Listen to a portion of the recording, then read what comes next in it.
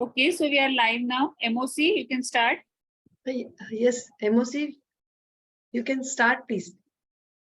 Very good evening to all. I extend my heartfelt welcome to yes, delegates, chairperson, colleagues, and friends.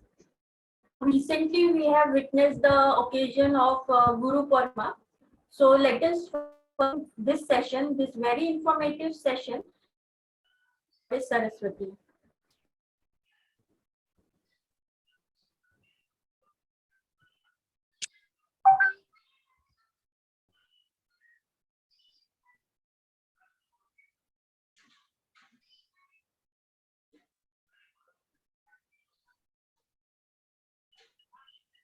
Hello. Diksha, share your screen. Diksha.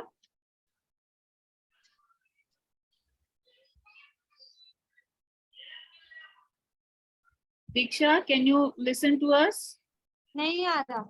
Any problem, Diksha? Yes, I just lost connection for a second. Yeah. Actually, your network band is very low. It's showing like this.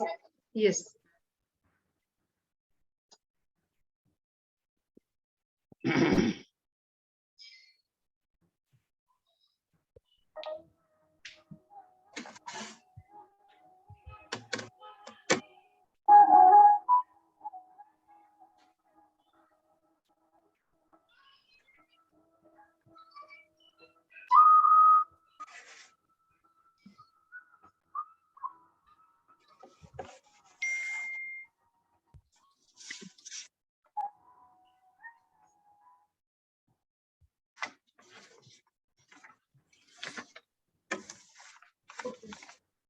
So I thank Nagpur OBGYN Society for organizing such an academic fest, and also GMC Akola for giving me the opportunity to do the MOC. Now let me explain to you the outline of this webinar. In our first session, we'll have Dr. Diksha.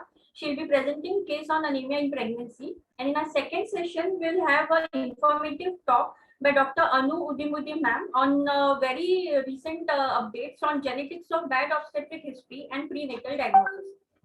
So let us begin with our first session, that is case presentation by our JR2 at GMC Akola, Dr. Diksha Gopal Krishna.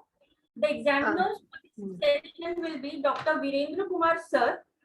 Sir needs no introduction. Sir is president of Ballari OBGYN Society 2019-2021. Sir has worked as secretary of BOGS IMA Ballari, chief coordinator for Wisdom PGCME, and has 22 years of teaching experience. I didn't get that. Please say that again. MBBS from JNMC, MD from VIMS, and DNB from Pune. Sir has organized various live workshops and CMEs and is organizing secretary of 30th State KSOGA Conference 2019. Sir has delivered Professor P.K. Devi oration at Nagpur, Dr. Vatve oration at Sangli, and Dr. Dorai Swami oration at Bellary. Sorry, I still can't understand you. Please make sure there is no background noise in front. Sir is a master trainer of HDP in pregnancy certificate course and has contributed chapters in various textbooks. I welcome you, sir. Thank you, madam. Kritika, let me welcome, as the Anuja's president, let me welcome all, because yes, generally we welcome all our speakers and all the faculties. Okay. Okay, you just introduce ma'am, then I will welcome everyone. Okay. Our second examiner is Dr. Anjali Kakhalkar ma'am. Ma'am has done her MBBS and MD, PG diploma in medical law, certified psychology, BLS, ACLS, and is also an instructor in basic support in obstetrics, advanced life support obstetrics. So now, Dr. Diksha to begin with the case presentation. No. I first invite Dr. Sushma Deshmukh ma'am to give her welcome address, please. A very good evening to all. It gives me immense pleasure to welcome you all for this 6th webinar of our PG Star Series of Nagpur OBGYN Society in association with Government Medical College Akola. Thanks to Dr. Aparna Vane, HOD OBGYN Akola. Dear all, first of all, actually it's a very wonderful occasion of Guru Purnima also. And also I'm wishing you happy knowledge is friendship, wealthy monsoon. And we all gynecologists are always everywhere to enjoy all seasons apart from dedication to our profession. But we know there are many monsters, enemies affecting health of the globe. One of the monsters, very sophisticated, looks very simple, very fair colored, but dangerous at any time. It just takes the chance to attack. You name any medical problem, it is there, like affecting globe, troubling doctors, threatening people, risking lives of the ANC patients and their babies, also provoking other monsters to create nuisance to our health. And the monster is anemia. But our OBGYN people are tough fighters. You know, they are born tough. Our budding OBGYN fighter, Dr. Diksha Gopal Krishna, has challenged the challenges of anemia to save pregnant lady and her unborn child. But this anemia also require control from authority. And there are great warriors with us who are having different weapons, especially Brahmastra. Though we know it is destructive, actually it has been created by Lord Brahma. He wanted to ensure that all work in the cosmos should be carried out smoothly and under control. And in the same way, our great warriors, Dr. Virendra Kumar from Bellary and Dr. Anjali Kauthalkar from Nagpur, they know how to handle this monster and when to where to use all each weapons. All efforts to protect mother and baby, along with preventing collateral damages. Both having amazing work to defeat anemia. Welcome, Dr. Virendra Kumar, Dr. Anjali Kauthalkar, and Dr. Diksha. Dr. Virendra also contributed one chapter of anemia in my book. Now, in this battle of health, we know there are some other enemies who are invisible. They'll be creating nuisance everywhere, affecting genetics and planning many evil things. But you know, our OBGYN world is blessed with many other warriors for different problems. One of such dashing warrior is Dr. Anu Udyamudi, who is having amazing words, there is a amazing pulse of wisdom to deal with the roots of such evils. She is going to speak on genetics and of bad obstetric history and prenatal diagnosis. Welcome, Dr. Anu Udyamudi. Now, Thank you, Dr. Sushma. Now, such enemies need control from all other places, and our OBGYN commanders are there to control them to make situation under control. I welcome Dr. Aparna Mahani from Akola, Dr. Kunda Shahane from Nagpur to chair this session for adding their wonderful inputs. We know that journey of mother and fetus is difficult. We need to be positive and to be ready to support and care in any adversity. Also, welcome all the audience, the PGs and the respected seniors and friends. Dr. Krutika Kukre tried to collect all the warriors and their weapons for amazing effect. Our conveners, Dr. Anuja Bhalerao, Dr. Bhakti Gurjar, Dr. Prachi Dikshit are always there for n number of weapons and these tricks. Our NOJ secretary, gorgeous and efficient and always well equipped with all weapons. So let's enjoy this wonderful war. Thank you. So now let us begin with our case presentation. I request Dr. Diksha to begin with her case. Thank you so much, ma'am. One and all. So before the presentation, please introduce yourself. Yes, good evening everybody. I am Dr. Diksha Gopal Krishna. I am currently in my second year at GMC Akola, doing my MS in obstetrics and gynecology. It is truly an honor to be presenting a case in front of such an esteemed panel this evening. Moving on, I will be presenting a case of one of the patients that we treated at GMC Akola. She is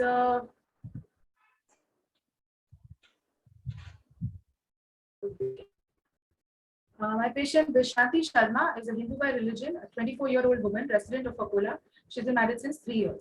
She was referred from THW, the District Health Women's Hospital in Akola, in view of severe anemia. She was found there to have a hemoglobin of 5 gram per DL and was transfused with 1 pint of whole blood. She was also admitted there for a period of about 24 hours, therefore being referred to GMC Akola. She's a second gravida with one live issue, giving her the obstetric formula of gravida 2, para 1 and living 1. She has one daughter who is aged 1 year old. was delivered by uncomplicated lower segment cesarean section done in view of fetal distress. She came to our ANC OPD at GM Circula for the first time at the 9 months of amenorrhea. And this was her first visit to a tertiary care facility. She presented with complaints of weakness and easy fatigability since 1 month. She was apparently all right up to 1 month ago when she noticed that she was not able to carry out her day-to-day activities like her household chores and taking care of her daughter like she usually used to. She often felt lightheaded and exhausted from minimal activity and did not feel energetic even after rest. She also gives a history of moderate to severe nausea and vomiting in her early pregnancy, which thereafter reduced her appetite throughout these 9 months. She did not take any medical treatment for this condition. The patient has no history of bleeding per vaginum or per rectum or hematuria or bleeding for any other orifices. No history of bleeding or clotting disorders. No history of transfusion before the one blood transfusion given at DHW. Of blood on blood products ever before this pregnancy or during this pregnancy. No history of fever, cold and cough. No history of breathlessness, palpitations. No history of loose stools or passage of worms in stool. No history of recent trauma or grievous injury. No premonitory symptoms of preeclampsia noted like headache, vomiting, etc. No history of drug allergies, intake Dr. or drug Diksha, toxicity. why are you asking so many negative history? Is it always Sir, necessary to ask these things? Sir, in this case, in which I'm suspecting anemia, first of all, because it's such a big problem in ANCs, I'm trying and figuring out if there are any possible reasons to rule out anemia in this patient, which will help me further to manage her case and to treat her further. One or three relevant questions can be asked, but you cannot complete every cause of anemia in the presentation. Okay. All right. So this should be kept in mind, especially if you are taking exams. If asked by the examiner, you can definitely tell the relevant negative history, but no need to ask so many negative history and waste time on this. Right? All right. Okay. The menstrual history, she had a menarche at 14 years of age. Her previous cycles were normal, other than the fact that she had heavy bleeding. She used to have suppose 2 to 3 pads per day. Her last menstrual period was 19th of October 2022, which puts her expected date of delivery at 24th of July 2023. Gestational age by LMP came out to 36 weeks and 5 days, and by early scan came to 37 weeks and 1 day. Under obstetric history, she is. Now, 1 minute. You are talking about LMP. Whether she had regular cycles after her delivery, because you told that baby is only 1 year old. Yes, sir. Okay, that means she has conceived maybe 3 or 4 months after her delivery. Whether she had any. She had a short conceptional period. Or she conceived during lactational amenorrhea. She conceived during her lactational amenorrhea. Then how her LMP will be 19, 10, 22 if she has amenorrhea? This was her previous cycles before. I actually put this in to indicate that she had a very low iron stores as well in the beginning. Because that is all right. Because since you have written LMP 19, 10, 22, whether she had really had menses after her delivery or she conceived during lactation period. After her previous delivery, she had menses, but that was after previous delivery, she didn't have menses because she conceived during lactational amenorrhea. Yeah, that's all. So then your LMP is irrelevant. If she conceived in amenorrhea, she can't have LMP. Is it? Okay, all right. Right. How many % of women can have pregnancy during lactation amenorrhea? Patient will be surprised that she is pregnant if you declare that you are pregnant. Right. So what is the incidence of ovulation during lactation amenorrhea?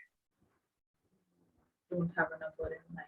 Okay, so you should be aware that 15% of the women can have ovulation even during lactation. Okay, right. So you don't write LMP for if she's conceived during lactation. Okay. She's a gravido paravan living one with non-consanguineous marriage. Her first child is 1 year old, a female delivered by LSCS, done with fetal distress. The procedure was uneventful. Patient was discharged. No, you have written non. 1 minute. You have written non-consanguineous marriage. Whether consanguineous marriage has any role in your case, let us say. Sir, What is the relation of consanguineous and non-consanguineous marriage in your case? Sir, consanguineous marriages usually have a lot of genetic defects that can come in along with blood. No, related that is in general talk. In pertaining to your case, um, so for example, because there is possibility time, I will answer. And So, yeah, because some of the hemoglobinopathies can run in family. So history of consanguinity is very important. In case you start investigating the case and it turns out to be a hemoglobinopathy, then the importance of consanguineous marriage is there. yes. Okay, go ahead. She reports only 2 ANC visits throughout this No. pregnancy. You elaborate on the section, cesarean section. Okay. Because in every obstetric case presentation, history of previous delivery is very important. Sir, she has a female child of 1 year old delivered by LSES done in view of fetal distress. The procedure was uneventful and the patient was discharged on post-op day 4 with no post-op complications reported. She has a history of only 2 ANC visits throughout this pregnancy at a local PHC. So you should have mentioned that patient did not use any contraceptive, right, or doctor might have failed to advise her. We don't know. She has not used any contraception and she conceived during lactation period. You must always stress on that point. right. Okay. Iron and folic acid tablets were not taken by her. Injection TT 1 dose was given. 2 ANC scans are available only, and she has no anomaly scan available at present. No, when did she consult a doctor? How she had- came to know she's pregnant? She went to her local PHC for again complaints of. She went to her local PHC again with complaints of fatigue and tiredness and dizziness. At which time she asked her menstrual history and UPT was done routinely along with hemoglobin testing.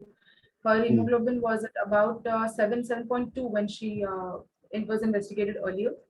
But it turned out that she didn't take her iron and folic acid tablets as it directed because she, as I mentioned before, she had nausea and vomiting, which was troublesome to her in the beginning of her pregnancy. So she altogether avoided. One question. Yes, her hemoglobin was 7 gram and now it is 5 gram. So yes. what happened? What do you think? Ma'am, this patient had chronically low iron stores. And she's also not really. All in hemoglobin. Is there anything happening in pregnancy? Is my question. Initially, it was 7. Now it is by last trimester. It is coming to 5. Yes. Is it accepted? Is it possible to have like that? What is happening? What are the physiological changes? I am giving you the clue. Hemodilution occurs during pregnancy. So HB falls by about 2 or 3 points. So what are the 2 reasons for such a decline in the hemoglobin? One is dilutional, physiological dilution because of the increased blood volume. Another one? Second, very important. You yourself told the answer earlier. You just summarize it. Or dietary deficiency as well. Yeah, there is no supplementation at all. There is no supplementation at all. Yes. Okay. So because of these 2 reasons, moderate has become severe. Yes. Isn't it? Increase iron requirement. Pregnancy will have a more of iron requirement. How much is the iron requirement in pregnancy, Diksha? About 1,000 grams is the requirement. Out of which about on an average per day, how much it should be? Should be about 200 mg on an average per day. How much? No, do we calculate on 200 mg or elemental iron? 6 to 8 mg per day. 4 to 6 mg in the first 2 trimesters and about 8 mg in the third trimester. So if it is 6 mg, why we are giving elemental iron 660 milligram or 100 milligram? So, ma'am, that is also to help with the iron reserves if they're deficient, as well as to cope with iron losses as well. Is it so? You are giving 60 milligram, whether 60 milligram goes for the erythropoiesis? See, first of all, ferrous sulfate contain, what is the composition? Suppose IFA, Government of India supply. How much IFA contains? 60 mg elemental iron and 400 No, micrograms. full salt, full salt.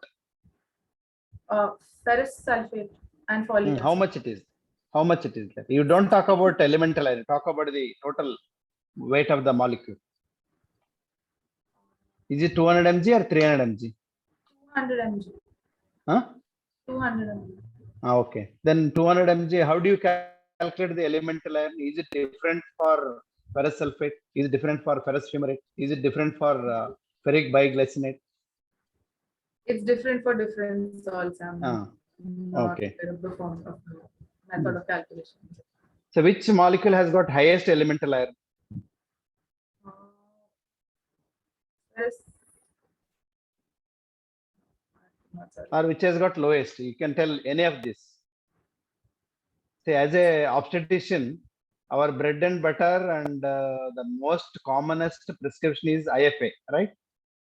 Maybe you don't write IFA, you may write some other molecule, right? So you must know all these things. Right. So you must know what is the composition of elemental iron. You can go and study. And all those PGs who are attending, how much ferrous fumarate is the elemental iron contribution. So generally it is around 30 to 33%. So if you calculate 200 mg, 200 mg salt, 33% becomes 60 mg. So if the requirement is 6 to 8 mg, why you are giving 60 mg? You can give straight away 6 mg, no?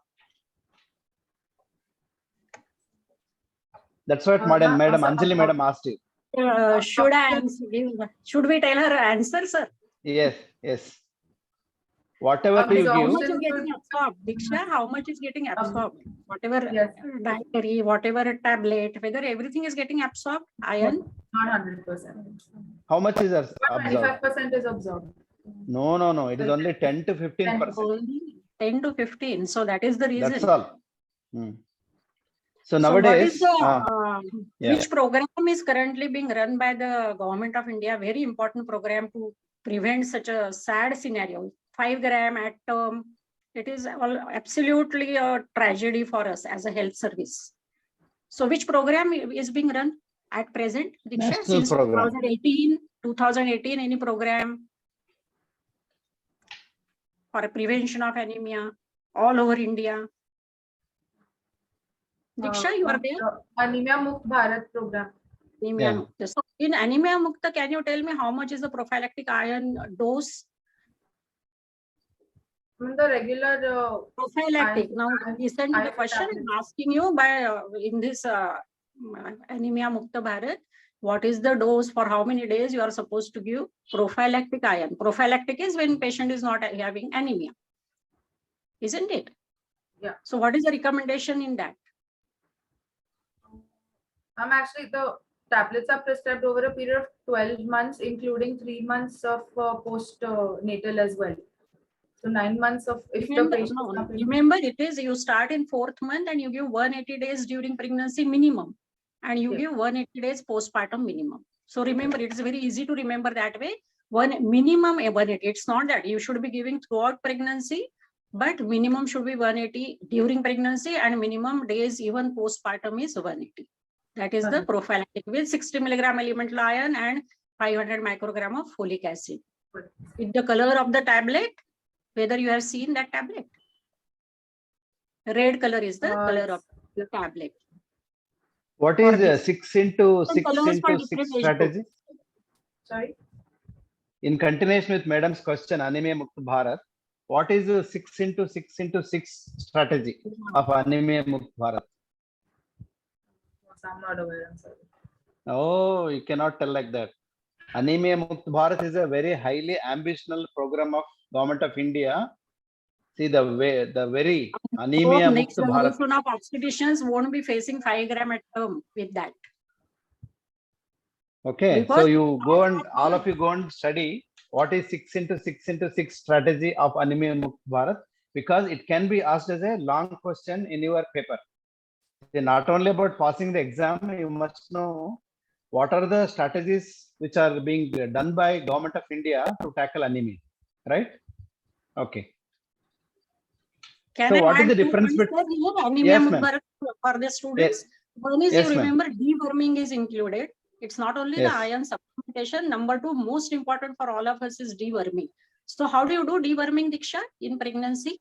Mebendazole is recommended 100 mg given for 3 days. How much? How much? 100 mg Again? tablets of mebendazole. When will you give in pregnancy?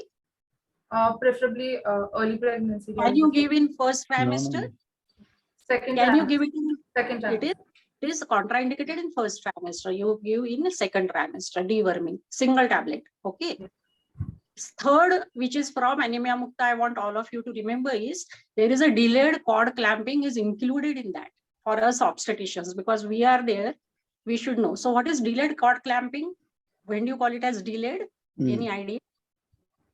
1 minute after the cord is clamped, 1 minute after the delivery of 3 Yeah, It 60, is 3 60 minutes. seconds. Remember, it is you wait till cessation of pulsations or 3 minutes, that is delayed cord clamp. It is also part of this Anemia Mukta.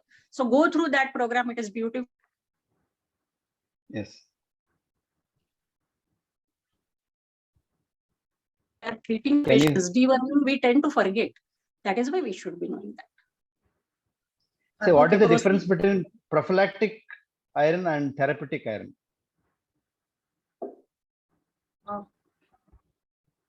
As in the medications would be different depending on the period of gestation. Right? No. If patient is not anemic, just to maintain the actual physiological requirement of iron, if you are giving any iron, so for example, patient hemoglobin may be 11, it is normal. Still, we give iron supplementation just to take care of the physiological requirement. If patient is anemic, then you start giving more tablets. For example, hemoglobin is 8, you start giving more. What is the recent understanding regarding therapeutic doses? How much maximum iron can be given per day? 6 to 8 mg per day. No. Tablets. Tablet. Tablets, two of the government issued tablets, 2 tablets are given at max per day. No. It is 1000. Earlier, if you read our textbooks, maximum dosage recommended 1200 milligram per day. That means up to 6 tablets of IFA can be given. So this is old understanding. New understanding is whatever you take, even if you give 100 mg, even if you give 200 mg, 300 mg, only 10 to 15% is absorbed. Okay, and the absorption is maximum 6 to 8 milligram. It is not like if you give 200 mg, only 10, 20 mg will be absorbed. So because of these things, even patient is anemic, whether she is not anemic, there is no need to increase the dosage. That is the recent understanding. Okay. So just because patient is anemic, you cannot give 2 tablets thinking that it will work more. So recent understanding is, in spite of having high anemia or the severe anemia, you need not give 3 or 4 tablets because patient will never tolerate that. And as in your case, she was given tablets because of the GI side effects, she discontinued. So this is because there is a, are you aware of hepcidin mechanism? What is Yes, hepcidin? Yeah. Hepcidin and Because- absorption of iron are an inverse relationship. Yes. Okay. Because of the understanding of hepcidin mechanism, whatever you give iron, even little iron you give, immediately hepcidin level is increased. Okay. Yes. The moment hepcidin is increased, it is subsequently decrease the absorption of iron, irrespective of whether patient is having anemia or not. Right. So because of hepcidin understanding, which is of recent 5 to 10 years knowledge, our textbooks need to be rewritten because of the hepcidin mechanism. Whatever iron you take, you take first day, second day hepcidin is increased. If you take the second day tablet, it will not going to be absorbed. All this iron is dumped into the GI tract. So that's why our IFA program is a failure. Earlier, we were not aware of hepcidin mechanism. Okay. So how do you overcome this hepcidin? If you take iron tablet, hepcidin immediately increase in the body and subsequent dose are not at all absorbed. That's why we are seeing, in spite of dumping tons and tons of iron in the body, there is no improvement in the hemoglobin, and we obstetricians are frustrated looking at our patient. Very few people are maintaining their hemoglobin. Majority of patients, their hemoglobin do not improve at all. Most of the patients. Then what is the strategy? Try and increase absorption at the Yeah. source. An acidic environment, ascorbic acid. Yeah, supplement. they're all prerequisites. In spite of all those maintaining, like for example, you don't take with the food, you don't give tannins, phytins, don't take with along with calcium. All these things are in spite of this because of the culprit of hepcidin. It is an inflammatory marker. So the strategy is now give alternate days. Don't give daily. You confuse the body by not producing the hepcidin. You give today, the moment hepcidin increases the body next day, that day don't give iron. So hepcidin comes down. Again, next day you give it. So this is the strategy. Instead of giving daily iron, which is going to increase the hepcidin, give alternate day regimen. So you are increasing the compliance. Patient is very happy because she need not take daily. Okay. And you are giving alternate days. This is one of the major strategy proposed by researchers all over the world. Oh. And there is also thinking of inventing a molecule which is independent of hepcidin. Can you tell me the molecule? We are discussing about iron therapy during pregnancy, which is very, very frustrating to the most of the practicing obstetricians. Because patient comes once in a month or once in 2 months. In our busy practice, we may not be able to look for the compliance of the patient. And sometimes we may not be doing every month hemoglobin percentage. Very few people, highly motivated, 10 to 15% of the patients consume iron regularly. 80 to 90% they don't consume. And these patients are seen by not doctors. 80% of the women are not seen by qualified obstetricians. That's why we have to think of alternative regimes, how to improve the anemia. One of the best strategies is giving infrequently. Instead of giving daily, you give once in 2 days or once in 3 days, or even weekly regimens are also recommended. It is also there in Anemia Mukt Bharat.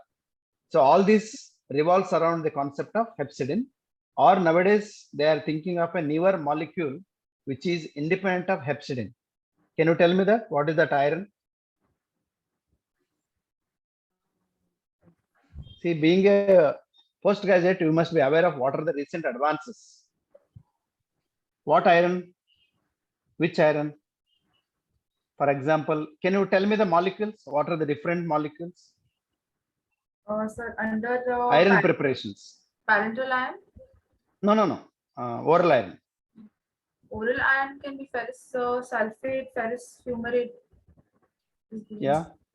What is the current molecule which is being prescribed most often by most of the gynecologists all over India? Most often is ferrous sulfate. No. I am telling obstetricians. Prescribed by, not by government of India. Any other molecule? Ferrous sulfate, ferrous fumarate, anything else? Ferrous ascorbate. I'll give you a clue. Vitamin C. Ferrous ascorbate. Ferrous ascorbate. So it is playing a long role since almost 10 to 15 years. It is a darling of many obstetricians. Like that, can you tell me any other molecule? It is, I will tell you the answer. It is a liposomal iron or sucrosomial iron. Okay. So this is thought to be independent of hepcidin. Okay. Ferroportin molecule is required for all other iron molecules. Ferrous, whatever, whether you take ferrous ascorbate, all those things. Sucrosomial iron, otherwise called as liposomal iron, is independent of hepcidin mechanism. It has got a better compliance. Only we need to do a lot of research on this. If that becomes really fascinating, then our anemia will be definitely solved. So the molecule name is ferric pyrophosphate. Understood? Ferric pyrophosphate. It is also called as liposomal iron or sucrosomial iron, which is independent. It is actually absorbed by endocytosis.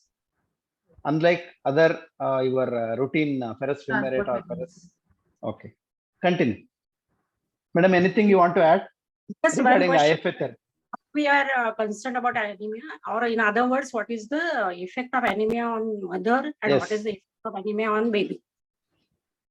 On the mother, it can start with something as mild as fatigue or not able to carry out her day-to-day activities. Severe anemia can lead to complications like pulmonary edema, or cardiac arrest as well. And supplementing or transfusing blood as a No, be treatment was specific. You can't tell cardiac arrest. They are prone for congestive cardiac failure mainly, and quality of life is affected. Okay. So instead of directly telling Cause death of of a death woman, is one is cause of death. You said maternal mortality will be because of the congestive cardiac failure. Any other way the anemia kills, it is called as a silent killer. All of us call anemia as a silent killer. So what is happening? How anemia it comes under contributes? which category of maternal mortality? There are two causes of maternal mortality. What are those two causes? Always divide maternal mortality into two causes: direct causes and indirect causes. The main contributor of indirect cause of anemia is anemia. Okay. What are the direct causes? Can you tell me? What are the direct causes of maternal mortality? PCF like in anemia. Huh? No. Direct cause of maternal mortality. Maternal mortality 1, 2, 3, 4. It should be at the tip of the tongue, huh, Diksha? This is One number is one PPH, of maternal mortality in India. Yes.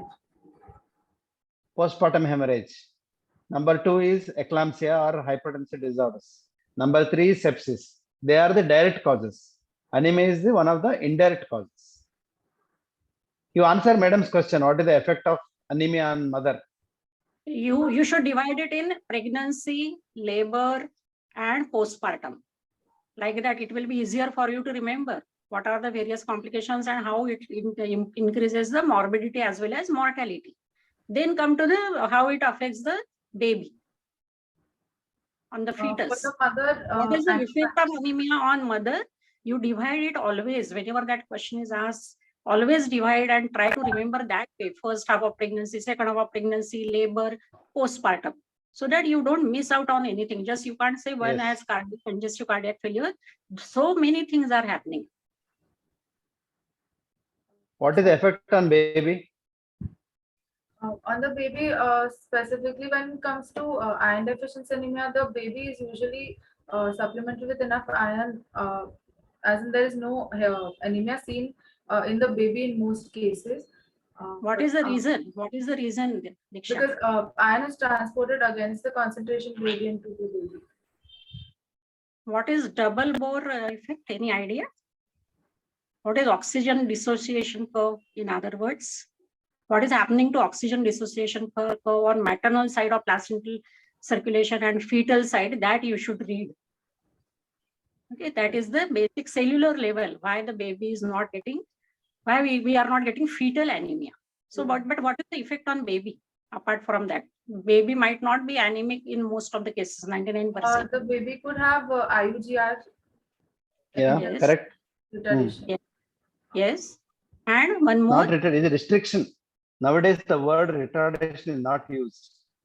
It is called as FGR, fetal growth restriction. Restriction. And number See, 2, major if you cause utter the word retardation, it is like causing mental retardation, right? So don't use the word retardation. It is called restriction, right? Yes. And second, effect of anemia, which leads to so many times leads to perinatal mortality. It is Most of preterm these birth. women will have preterm labor. Preterm birth. Preterm birth. So it is Anything, any these. long-term issues? What are the long-term issues? Low birth weight, this is all right. But what are the long-term? It leads to lower iron reserves in the baby as well, Yes. leading to furthering of worsening of It is anemia. called as latent anemia. It is called as latent anemia. Apparently, hemoglobin may look normal, but they are devoid of good iron stores in their body. So that means we are producing a generation which has got a defective iron store. So it is a responsible obstetrician to produce a healthy generation, right? Anything else? Babies born to anemic mothers are more likely to have adult onset hypertension. This study was done in during the great famine of Spain in 1950. Okay, so that means you are also causing adult onset hypertension. They may become schizophrenic. They have psychological disorder. and most importantly, there is intellectual disability.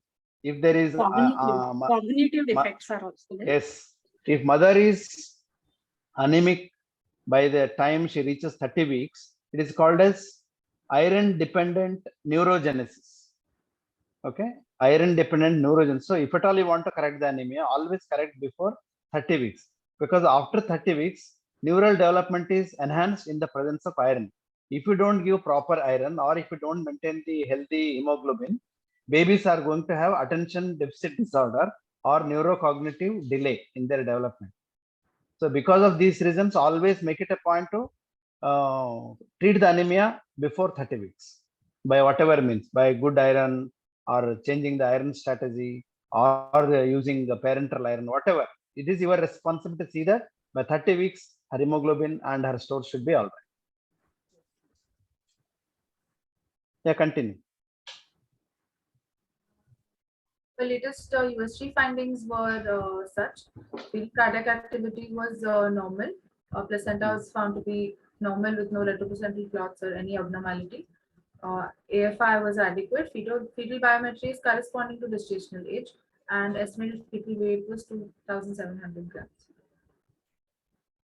Under past history, she has. No, you can skip this and go to. Yeah. Examine. No, before that, very important, some of the exams may ask, you tell me about our dietetic history. Yes, so that's what I put in here. She has a mixed dietary intake, which included vegetarian and non-vegetarian diet as well. But her appetite was generally reduced from the very beginning. Approximate calorie intake was calculated to be only about 1,900 calories. Now, how and did you her meal arrive was at this not packed. 1900 calories? Have you made a chart?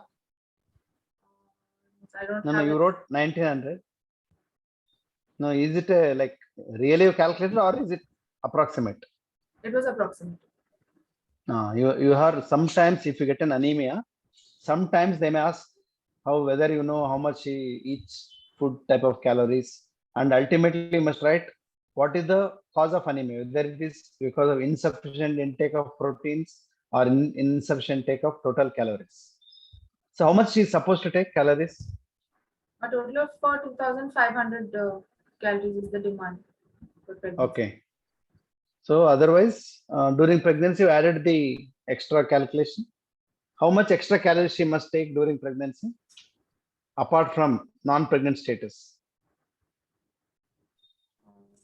According to ICMR, how much extra calories a woman should consume after during her pregnancy? No idea? Go and read. Right. The rest of her history is not. Positive So how do findings you on actually? you can go for any positive findings on your general examination and systemic examination, so that we can start, sir, with the next part. Yes. On general examination, the patient was found to have pallor present in the mucosa and conjunctiva, oral mucosa and conjunctiva. And she had bilateral pupil edema as well. Suppose patient is in the habit of chewing betel nut. Sorry? Betel leaves, pan. So her mouth is red. So mucosa is also you cannot assess. Yes. And what if she has applied kajal on her eyes? Then how do you see? And nails, she has painted with nail paint, nail polish. To some extent, How do you look for the anemia? with the palm, but then even then that is not a. No, she has applied mehendi. Just now she finished her program. How do you see? That happens in practice. That is why sir is asking. You see literally our body is covered with paint. How do you see? Which is the best place to see for anemia? You are a gynecologist. I'm giving a clue. So when we are examining the patient, we can even see pallor in the vaginal mucosa. Yeah, vaginal mucosa, because that is unlikely to be affected all by this cultural things.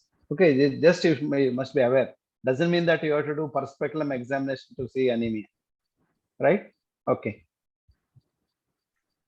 Over systemic examination, the patient was found to have a hemic murmur at the cardiac apex.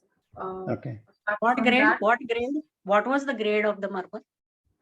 It was very mild murmur. It was actually not very appreciable. Our senior actually told us that there is a possible murmur, and we had Know the grade, Diksha, and just remember, you read about the grades and some above which is usually associated with organic heart disease, because she can very well be having associated heart disease. Who knows? yes, yes. Yes. Isn't it? It's very important. It because can if be a you deadly miss it, combination, heart disease and anemia. and you can miss it just because you are focusing on anemia, you miss it and you have a death in your hand if there is a combination like that. Yes. All these combinations, anemia and hypertension in pregnancy, anemia and heart disease, these are all challenging and they do come Yes. together, isn't it? So you should know, in the CVS examination, you should be very particular. Yes. No other abnormalities were found. Per abdomen, uterus was full term corresponding to period of amenorrhea. It was relaxed. Live was longitudinal cephalic presentation. FHS was normal and regular. Life was clinically adequate. This scar was seen at the LSCS site, and there's no scar tenderness. Otherwise, her examination was unremarkable. So don't show the investigations. Don't show this slide. How will you investigate? We stop here. How will you investigate your case now?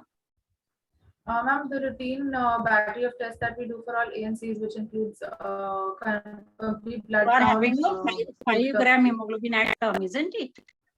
Yes, ma'am. You are That was on her referral, so we just had to run another CBC just. So that is the reason I'm asking you what investigations you would like to do now. Primarily a peripheral smear to look into Any other more- better answer? Better answer? Better, which is mandatory investigation, one single investigation, mandatory. Which includes your peripheral smear as well. A complete blood count. Yeah, complete hemogram. BC was the first.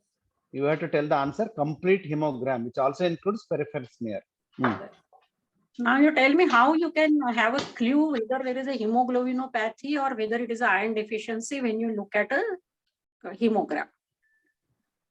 What are the signs and what are the things which are If we are indicating? able to supplement iron, if we are able to supplement iron and the reticular sign. I am asking you, you have these patients, TBC suppose in your hand, where will you focus?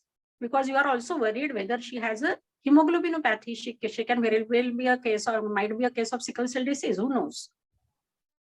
So what you Or will she see may be there? having thalassemia. We don't know. Thalassemia, she can have a thalassemia associated So- with Yes. nutrition deficiency. So how do you know we, that also there, run- just based on CBC, you can tell that she may be having this kind of disease. You So need to suppose, how do you read detect? CBC carefully. Yes. On peripheral smear, we can identify sickle cells in case the patient is. Is one. uh, CBC is the long report, isn't it, Diksha? You have seen CBC reports? Yes. There are also the blood indices. Yeah, what are the blood indices? For example, Uh, MCV, mean corpuscular volume. Mean cell volume. Suppose if it is 105. Corpuscular- Suppose if it is 105, what is your inference? That it indicates a bigger volume, which means that there are macro sites in the blood, or the RBC sizes that have increased, which could mean that she has abnormal cells in the blood. No, what Could does it indicate? Could indicate spherocytosis or macrocytosis in case No, of. it indicates it could be B12 deficiency. Very simple. Always think of simple diseases first. Think of. Yes. Okay. What is Menzer index? Sorry, sir? What do you mean by Menzer index? MENTZER. Where it Very, is very used? helpful, very helpful for us where you can't go for a expensive investigations for each case. Okay, you can go and read because all things cannot be told by us. Yeah, and that is, you should know the Menzer index, you should know the various things. What happens to RDW if it is a thalassemia minor? How you differentiate on the basis? What is RDW, Diksha? It's the red cell distribution Width, isn't it? So what happens to RDW in iron deficiency anemia? Iron deficiency anemia, ma'am, there is microcytic anemia. So What happens to RDW is my question. What is happening to RDW? Distribution width, na? That is, I'm asking you that. Just looking at RDW, you can say that it is iron deficiency. likely iron deficiency. It is most likely thalassemia minor. So that is why I'm asking you. And you should see RDW in each CBC report. RDW increases in iron deficiency. Very good. And whereas in thalassemia minor, Reduces. it is normal. RDW is normal in thalassemia minor. Just go excuse me back for and read. interrupting in between. Yeah. Yes, ma'am. We have already overshot some time. At maximum, we could take 10 minutes more. No, Yeah, I think we need, no, I think we won't be able to give justice. Anemia needs at least 2 sessions, isn't it, sir? Yes, ma'am. We will definitely consider No. this. We can go ahead with the second session. Surely. Yeah, in 10 minutes we will wind up. You can't cover in 10 minutes, just 10 minutes. Actually, I it is can very understand this interesting is- session. Very interesting quick going on. rapid And we questions really we'll need ask one to more session. Diksha. For Diksha, we'll ask rapid questions, and if she doesn't answer, we will answer. Okay. Okay. How do you treat this patient? This patient came to See, us. now at, the diagnosis is simple. It is a nutritional anemia. The cause of nutritional anemia is she has lost blood during cesarean section, which was not supplemented later, and she did not use contraception. She conceived. See, all these factors are there. Basically, for anemia, there is a simple classification. One is hemorrhagic anemia, hemolytic anemia, then infestation anemia, and mixed anemia, and nutritional anemia. Any anemia for that matter, you have to divide into these categories. Ask yourself whether this patient belongs to hemorrhagic anemia, whether she patient belongs to hemolytic anemia, whether it is because of the infestation or infections. The fourth one is nutritional, or it could be combination of all of these. So this patient has got 2 combination. One is nutritional, another is hemorrhagic, which is happened during cesarean section, because you know that there is a loss of nearly 800 to 1000 ml during cesarean section, which is never supplemented. Okay, this is how you go about, instead of causing vitamin B12 deficiency, thalassemia, aplastic anemia. That is theoretical. Practically means you have to have 5 these: hemolytic, hemorrhagic, infestation, nutritional, and mixed variety, right?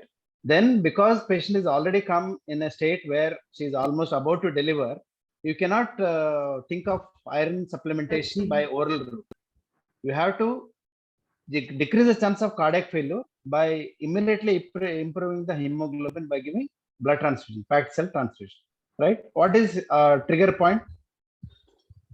Trigger point for transfusion. The point which you follow at your place. Which Trigger point for transfusion. below 7 would Yes. go into blood transfusion. Yes. 7 is the trigger point, below which you will definitely start transfusion, right? Whether you transfuse whole blood or packed cells. Yes, that same question I want. Yeah. Why not whole blood transfusion? I'm sorry, I didn't get the question. Whether you will transfuse whole blood or packed cell. Packed cells is a better option. Okay. So why not No, whole no. blood? Because patients who are severely anemic are prone to a volume overload. So an over-enthusiastic sort of blood transfusion can cause a volume overload, and the patient could go into congestive cardiac failure. What are the indications now for transfusion? Madam, 1 minute. I want to give a good message to all the post guys. There is no role of whole blood transfusion in modern transfusion medicine. It is always packed cells. You cannot sell better option. It is the only option. You have to give only packed cells. Right. Madam, continue, please. So my question was, why not whole blood is one is you do not want to over perfuse. But second, what I want all of you to remember is, if whole blood is more than 48 hours, it has no viable platelets and it has no viable so many coagulation factors.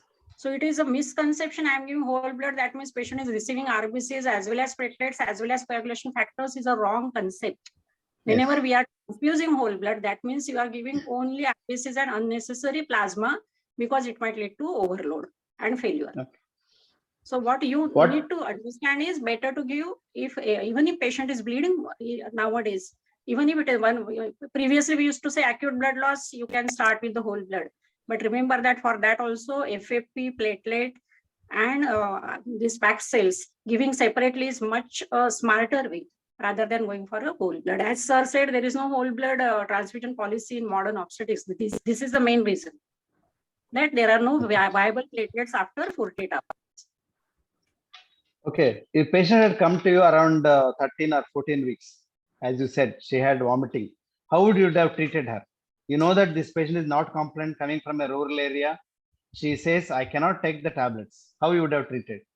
If she is absolutely not willing to take tablets or not cooperative, not compliant, we can give her parenteral iron. Yeah, which parental iron will give? Most commonly, iron sucrose is prescribed. Huh? But there are other options. Most commonly, iron sucrose is Okay. prescribed. How will you give iron sucrose? How will you give iron sucrose? Iron Okay, patient is sucrose ready. Is 20 mg diluted in 20 ml given over 15 to 20 minutes. No, dose, total dose. The iron requirement, you mean? Yeah. There are two things. First, you will calculate what is the iron requirement. How do you calculate the Total iron dose requirement? of iron. Yeah. How do you The calculate the formula iron is, requirement? the formula is 2.4 into body weight into HB deficit plus about 500 mg added for iron stores, replenishing iron stores. Any simple rule of thumb formula, because obstetricians are very poor in mathematics. You start calculating the mobile or calculator. Any simple formula? For every 1 gram rise in hemoglobin, you need 250 milligram of elemental iron. Okay. Suppose if the deficit is 6 milligrams, 6 into 250, that is the total iron requirement. So in that case, if you are giving iron sucrose, how much you will give in a single sitting? Today she has come. How much you will give iron sucrose? You will give 100 mg, 200 mg, 300 mg, 400 mg. But Diksha, you said 20 mg. You are giving 20 mg. Is it so? 200 mg. 200 mg. Yeah. Yes. Because nowadays your brains are all MCQ brains. We need to tell the answer 100, 200, 300. Then you will recognize the answer, right? 200 mg. Okay. So maximum how much it can be given in a week? About 3 to 5 doses. And why not more than that? Why not more than that? Why not give daily if she has so much of requirement? What is the reason we can give more toxicity? See, nowadays everybody is switching to FCM, right? Instead of iron sucrose. The problem is you cannot give total dose iron in a single setting. And I cannot ask the patient to come repeatedly to the hospital. And it's not a intramuscular, it is a intravenous. Big compliance problem is there. So it cannot be given more than 200 mg because it quickly saturates the ferritin, transferrin. If you give 300 mg, saturated. So a lot of free iron will be available in the body, and that can cause parenchymal damage to the liver. So that's why we cannot give more than 200 mg per setting. We have to allow the transferrin to get desaturated with iron. That's why you keep on giving once in 3 days. So this problem again is there in the clinical. I cannot ask the patient to come every once in 3 days. You just imagine the logistics. She has to come from a different place, get admitted, or be in there in the hospital. That's why newer iron molecule like what has come now. You can give larger dose. Ferric carboxymaltose. Okay, why it can be given so largely in 1000 mg? Because it doesn't immediately saturate the transferrin. It is slowly released into the system. That is the reason. How much you can give at a time? How much FCM can be given at a time? It is 1000 mg. You can give at a time 1000 mg. Okay, that is a beautiful advantage of FCM, and it is also less. Rise is also better. Rate of hemoglobin rise is with FCM as compared to sucrose. Yes. Any other newer iron molecule, which is cheaper than FCM, but as efficacious as FCM? Only used FCM here. Yeah. Nowadays we have iron isomaltoside. The newer molecule which is almost available at the half the price of FCM. So iron isomaltoside. And recently there was a study called as a rapid iron study. It was done in Rajasthan along with our own, my alma mater, JNMC, JN Medical College, Belgaum. They are one of the researchers, rapid iron study, wherein they have studied FCM versus iron isomaltoside. It is also giving good results nowadays. It is exactly available half the price of FCM. Okay, so every obstetrician caring for anemic mother should be aware of these molecules, iron sucrose or FCM, and you can give FCM single dose to wherever it is possible. If patient is not affordable, nowadays iron sucrose is available in almost all the government hospitals. At least in Karnataka it is available. I don't know about Maharashtra. Yes. Yes, available, yes. Even it is at available. Okay, so at least post-referral units, it is available. yes. Post-referral units. So what you can do is, instead of calling every 3 days, you can call once in a month. Every visit you can give 200 mg. So like 3-4 visits, she will get that 200 mg. And most importantly, what we are neglecting is most of our women, even though they are non-vegetarian eaters, they have deficiency of vitamin B12. It is better to give Vitcofol injection, which contains both folic acid and vitamin B12, along with iron sucrose or FCM during antenatal period. See, vitamin B12, it is very rampant even in non-vegetarian eaters because of the vitamin B12, whatever we eat is not absorbed because of the infection in the stomach. That factor, intrinsic factor, the deficiency is very rampant in India. Okay, and you must know. And what are the do's and don'ts during delivery? Severe anemia woman, what you should not do? What are your goals whenever you see a patient in labor with anemia? Goals of treatment. This is the last part of, because we're running short of time. I want to complete as the patient is kept in a propped up position and supplemental O2 is given as and when required. Also, Yes. the duration of labor is tried to be shortened with the use of no induction of labor, because most of these women will deliver spontaneously. No induction of labor. If patient needs oxytocin, you should not give it in like 2.5 units in 5% dextrose or whatever, because again that is going to cause. You should use higher concentration oxytocin if at all they need acceleration of labor. Don't use routine 2.5 units or 5 units in 500 ml, because that can cause a lot of trouble and cut short the second stage. And routine practice of AMTSL. active management. And all this, yes, all these women need to be, yes, and restrictive episiotomy. Go because for epidural analgesia. That also might change the outcome. yes, Epidural analgesia, if the facility is available, it is for these women especially you should go, because pain will lead to tachycardia and it will lead to more risk of going in failure, severe anemia. so you must not use liberal episiotomy. You must be restrictive episiotomy, because the episiotomy itself can cause a lot of blood loss. Yes. She may not be able to tolerate even 80 ml or 100 ml of blood loss during episiotomy. So have a restraint approach for episiotomy, so that you don't make her further anemic. And all these women need to be given, irrespective whether they have received blood transfusion or not, iron supplementation in the form of parenteral iron should be given. And the contraception,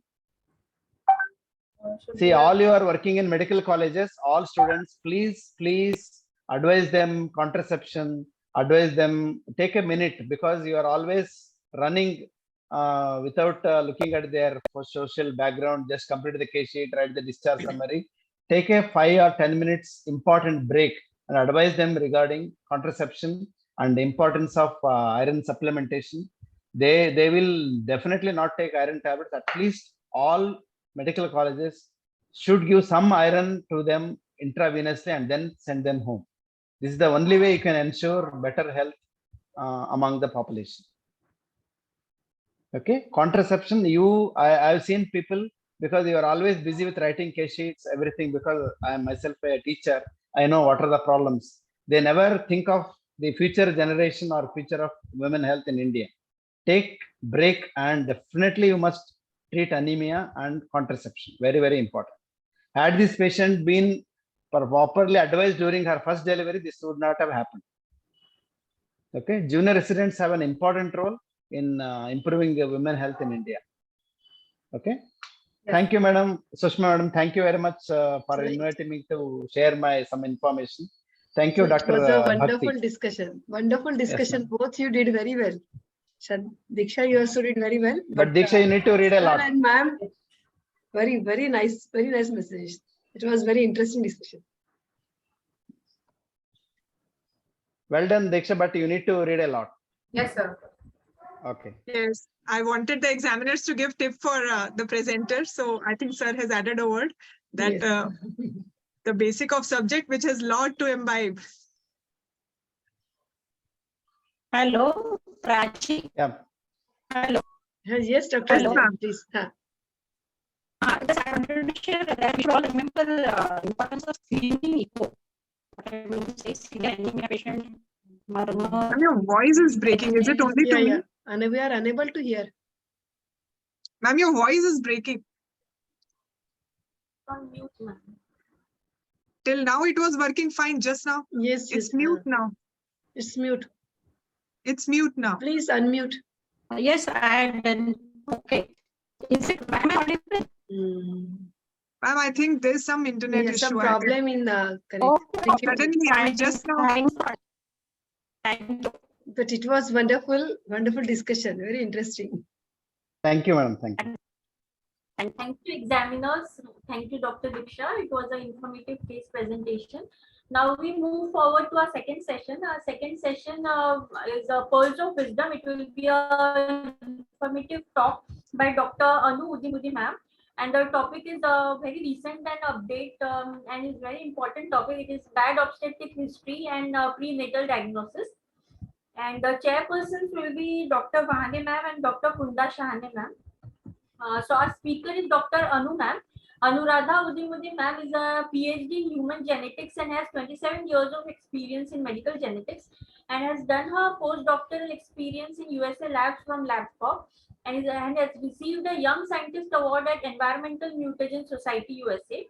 She has multiple publications in reputed journals and is a reviewer, author of medical book chapters. She is invited speaker at state, national and international conferences and has delivered about 350 plus lectures. She has conducted 200 plus genetic awareness programs in India and has designed world's first and most comprehensive NGS-based genomic panels for infertility and recurrent pregnancy loss.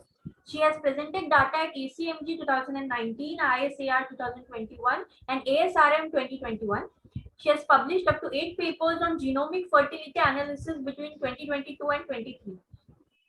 She has delivered expert lecture at 15 plus IMA IVF training programs. So I welcome you, ma'am, for the speech. The chairperson for this session will be Dr. Aparna Vahane, ma'am. Ma'am is an inspiring presence for students. She has completed her undergraduate and postgraduate in OBGY from prestigious Indira Gandhi Medical College. And she is presently joined at GMC Akola as assistant professor in the year 1995 and is now currently in the rank of professor and has served as an inspector for both UG and PG for MCI and NMC of various institutes. She is mentor for fellowship in high risk obstetrics and minimal access surgery and is also specialist member of various committees like maternal mortality, MTP committee, family planning procedures, etc. She is member of the curriculum committee and has been awarded for immense contribution in the services for maternal child health by the MS Signature Award 2020 for phenomenal leadership and has also done distinguished work during COVID and is also awarded by the COVID Warrior by Akola Guardian Minister and various other NGOs. She has published multiple articles and papers in esteemed medical journals and encourages her students to actively participate in academic events and under her able guidance. I welcome you, ma'am. The other chairperson is Dr. Kunda Shahane, ma'am. She is a fetal medicine consultant and has done her fellowship in fetal medicine from VS Medical College, Ahmedabad, Gujarat, and is FMF certified. She did her post-graduation from GMC Nagpur and is director and consultant at Mayflower Fetal Medicine Center, Dhantoli, Nagpur. She is practicing in Nagpur as a fetal medicine consultant since 9 years and has special interest in genetics, fetal therapy, and fetal ultrasound. Ma'am is a member of Society of Fetal Medicine India and is founder member of Society of Fetal Medicine Maharashtra. Welcome, ma'am. I request Dr. Anuradha ma'am to begin with the session. Thank you. Hello. Hello. Hello. Hello, ma'am. Yeah, I just want to interfere.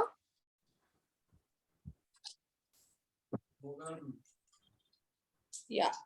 Before we proceed, I just wanted to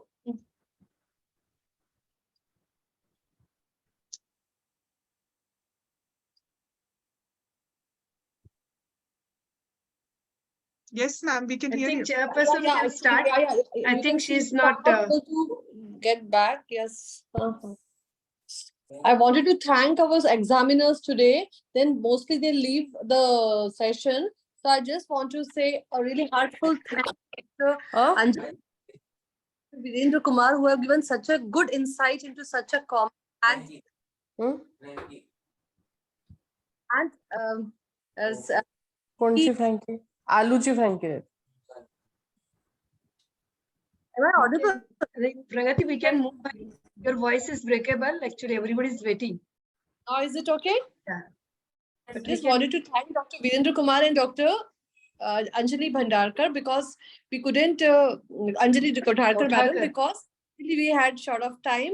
We couldn't do justice to the topic, but such a nice inputs were given, and everyone has really updated their knowledge for the most common cause, that is anemia. Thank you, sir, for joining and showing way to our PGs. Thank you so much. Thank you so much, ma'am. Yes, Thanks now a we lot. can continue. Chairpersons, please you can start. Chairpersons.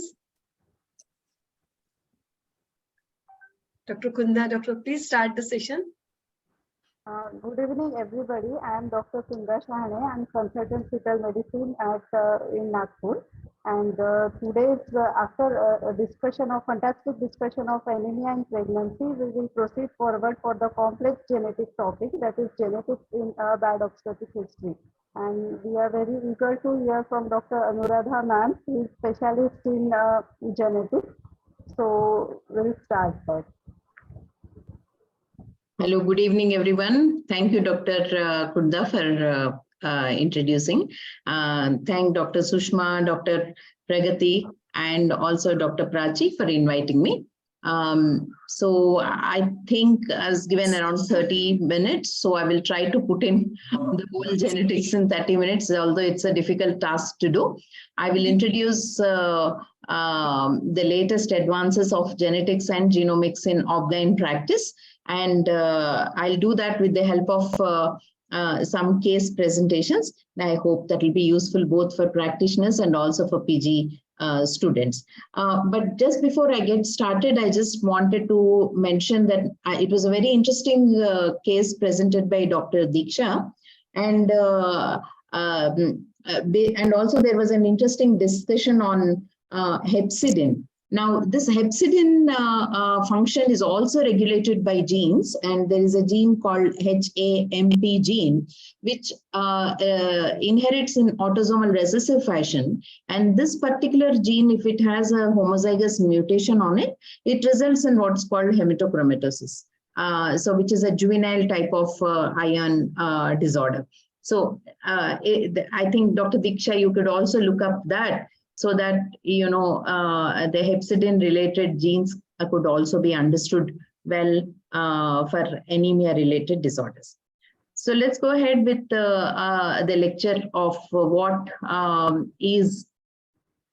that I'm going to cover in my lecture today.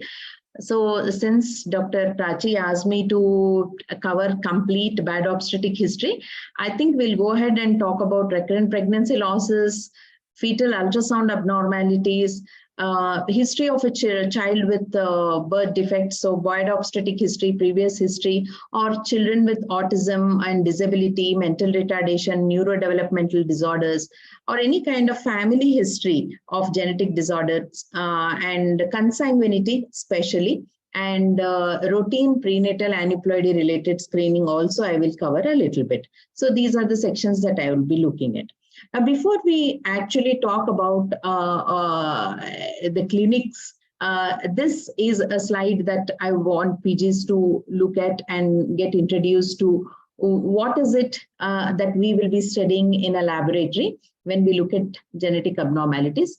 What you see here is a chromosome. We have 46 chromosomes, and all these 46 chromosomes have a double helical structure called DNA, which has a genetic code on it. This genetic code is made up of 4 letters, A, G, C, T, and the combination of these 4 letters is called a code, which produces a protein, which performs different functions in our body.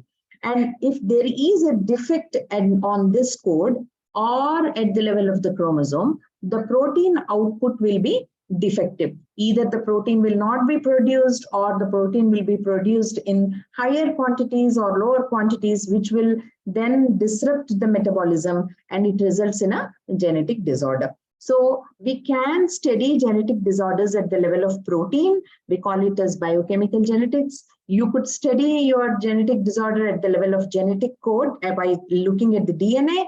We call that as molecular genetics. And if we study genetic disorders at the level of chromosomes, we call it as cytogenetics. Now with that, this is just one slide to show you the kind of technologies that are used in a genetic laboratory. This, I think, is important, probably one slide, technical slide that I usually use. If you look at this, every chromosome, if you are going to study your genetic disorder by looking at the chromosomes, we call it as karyotyping. Every one of you know that. And why do we do karyotyping? We do it to identify the number of chromosomes. If they're abnormal, we call it as aneuploidy. And this karyotyping happens through a microscope. In the sense, this is you have to culture your cells, look at the dividing cells, look at the chromosomes, and just count them. If there are less than 46, it is monosomy. If it is more than 46, you have trisomy.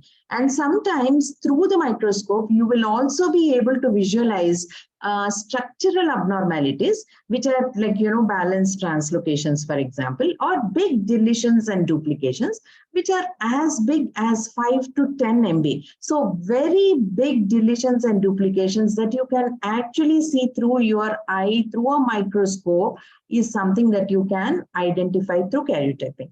But then if you want to see something smaller than that, what if there is a deletion or a duplication, which is, around 10 KB? KB is less than MB, right? So if you want to see such smaller deletions and duplications, you will have to take up a technology called cytomicroarray. All of you must have heard this term, cytomicroarray, which basically looks at the copy number variations, which are, in other words, called as microdeletions or microduplications. And you can actually see that as small as 50 KB deletions and duplications using cytomicroarray. This is a DNA test. This does not require you to culture your cells as karyotyping. Then the third type of test, where you want to zoom much more closer into your chromosome, you're not interested in copy number variations, but you are interested in the genetic code and the sequence of the gene. And if there are any changes in the sequence of the gene, then you would take up what is called genomic sequencing. This you can do by different methods like PCR, Sanger sequencing, or next generation sequencing.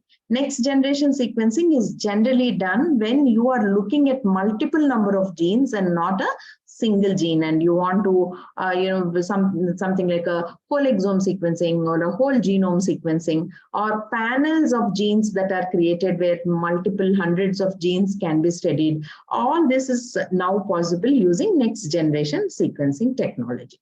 So this is about the technology, and we'll now move on to, I thought I'll divide my lecture into certain sections. And the most important part and the most common evaluation that obstetricians would do is testing their fetal sample, especially in recurrent abortion cases or in cases where there is fetal ultrasound abnormalities.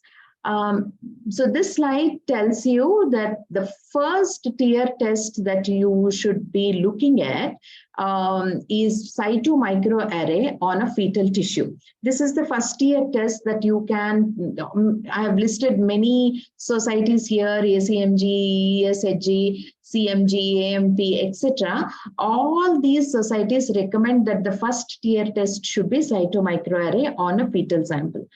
Classically, we have been doing karyotyping on fetal sample, and we all know that many a times this karyotyping the report comes back saying there's no culture failure, when there is culture failure, and they're unable to give the result. And that is because most of the time the products that come to the laboratory are not viable, and they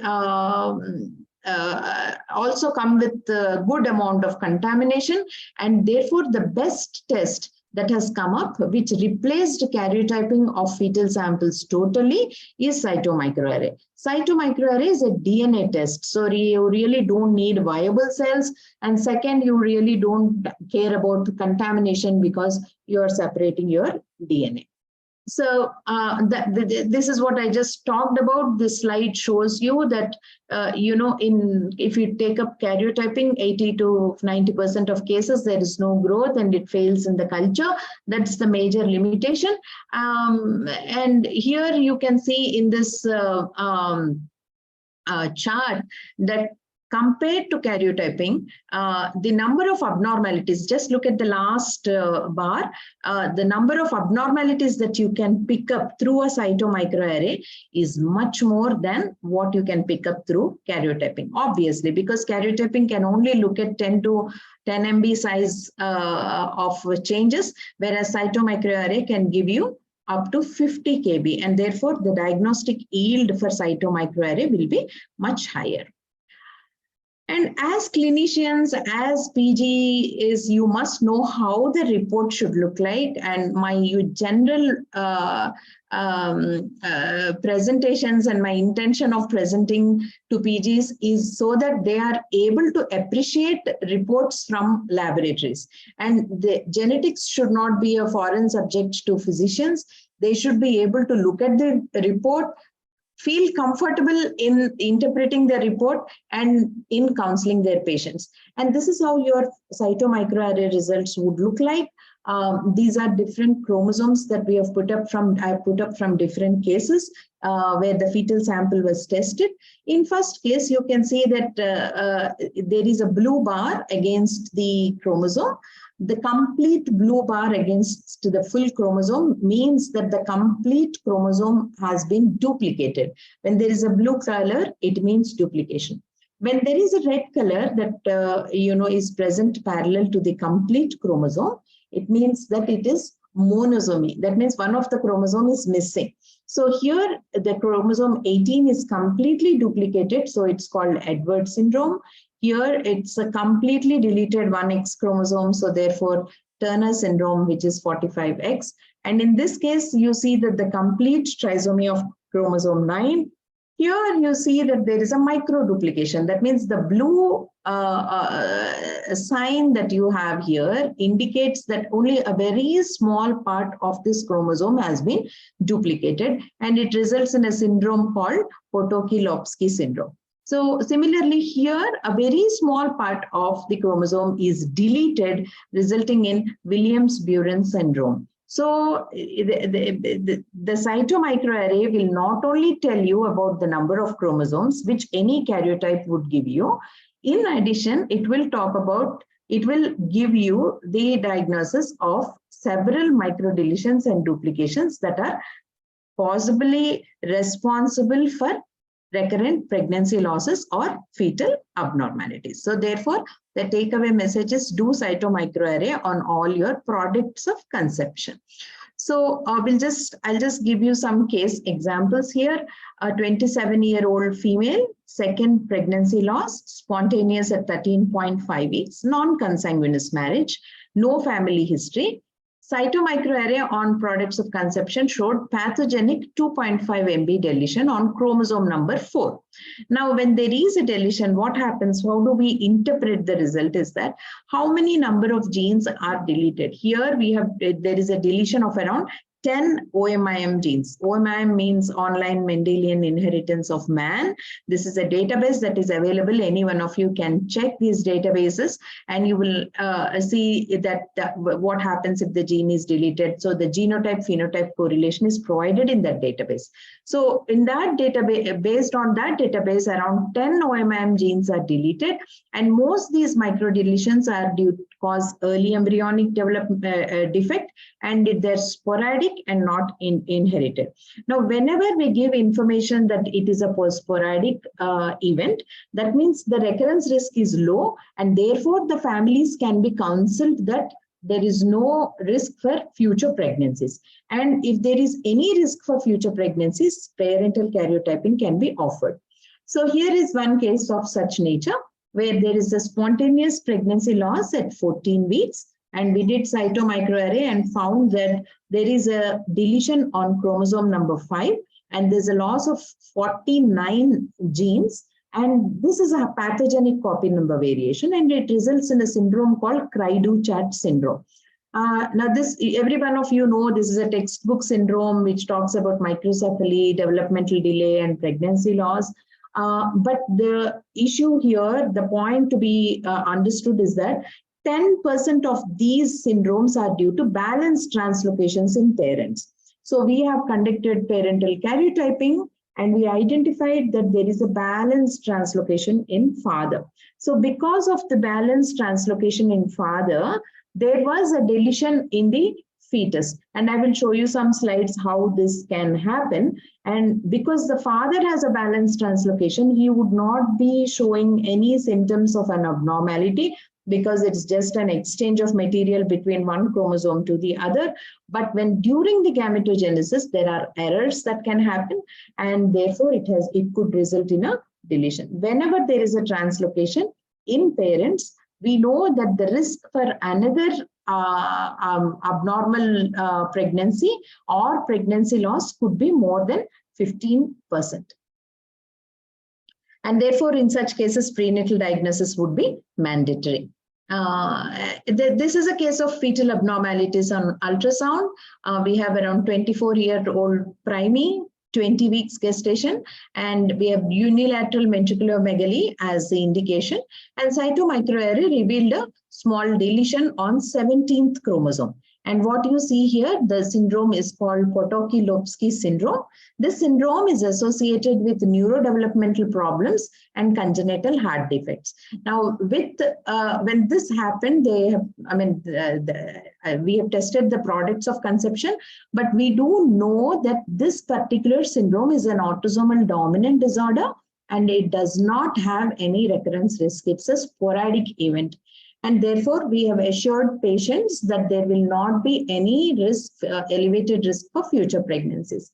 So anyway, ACMG also recommends, ACMG is American College of Medical Genetics. It recommends that cytomicroarray should be done as first tier test for syndromic presentation. So what do I mean by syndromic presentation is that there are multiple presentations in the fetus, multiple anomalies seen, and we are unable to actually categorize that syndrome as any Mendelian disorder. So we don't know what we are looking at. We are looking at multiple disorders. So here in this situation, first tier test should be your cytomicroarray. There are multiple conditions, ultrasound defects for which genetic association has been attributed.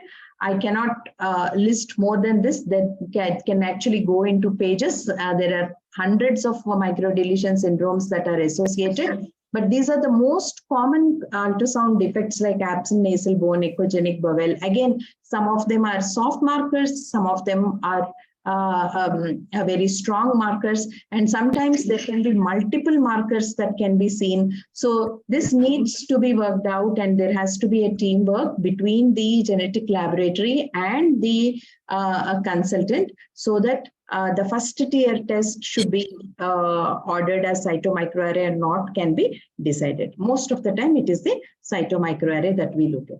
Now, many a times I have seen that parents' cytomicroarray is also done. And there is a misconception that array has replaced karyotyping, and instead of doing karyotyping, there are many clinics who are now ordering a parental array, and this is something that is not that actually doesn't help, and the reason being, an array will never identify a balanced translocation. It will not. Array is a DNA test, so within a cell it will take all the DNA and it will tell you, well, whether there is chromosome 1 in full, chromosome 2 in full, chromosome 3 in full, etc. It will just say that there are 46 chromosomes. It will not tell you that the chromosome number 1, a part of chromosome number 1 has translocated to chromosome number 9, and a part of chromosome number 9 has been translocated to 1. It will not talk about the exchange. When we cannot, and the most common reason for bad obstetric history or a pregnancy loss or a fetal anomaly in that for that matter is a parental translocation, which is the prevalence is around 1 in 650, right? So if the test does not identify such an important aspect for bad obstetric history, then we are just wasting patients' money and also our time. So please do not order parental array as a replacement for karyotyping, except in one situation where you see that the product of conception, in the products of conception, you see a variant of uncertain significance, that is a CNV or a microdeletion or a duplication, which does not have a definitive pathogenicity. In the sense, we are unable to say whether it's pathogenic or benign because there's limited evidence available in literature. In such a scenario, the lab will tell you to conduct a parental array, because if one of the parent harbors the same variant of uncertain significance, then we can determine that the problem that we found in POC, products of conception, is non-pathogenic. Okay, so in such rare conditions where the products show a variant of uncertain significance and we want to get to the bottom of the pathogenicity, we recommend parental array.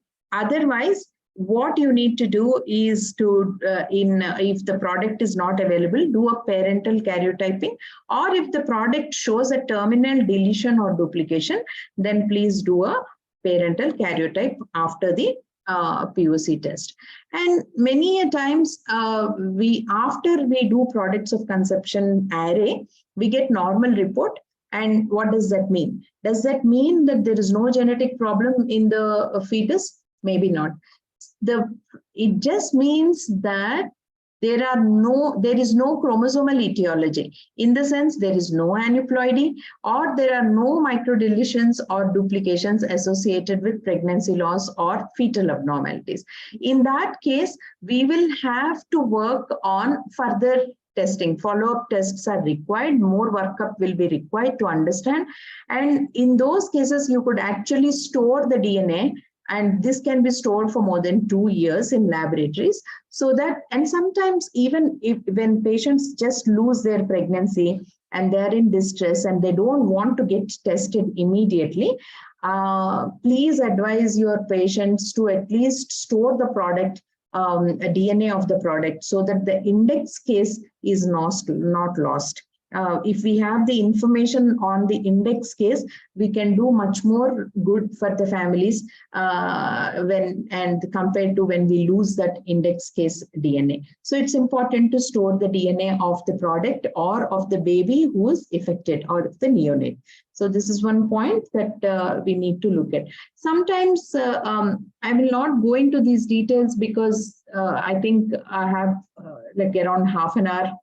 So I may not go into details of all my slides, but I want to just give a glimpse also to this condition, which is called loss of heterozygosity, which can be picked up in cytomicroarrays. And this loss of heterozygosity indicates that there could be an autosomal recessive disorder possibility in the region where the heterozygosity is lost. So I'll skip this slide.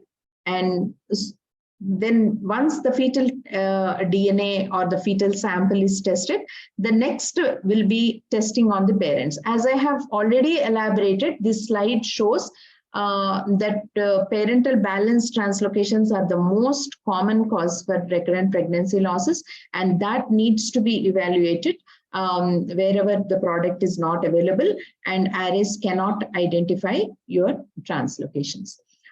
Beyond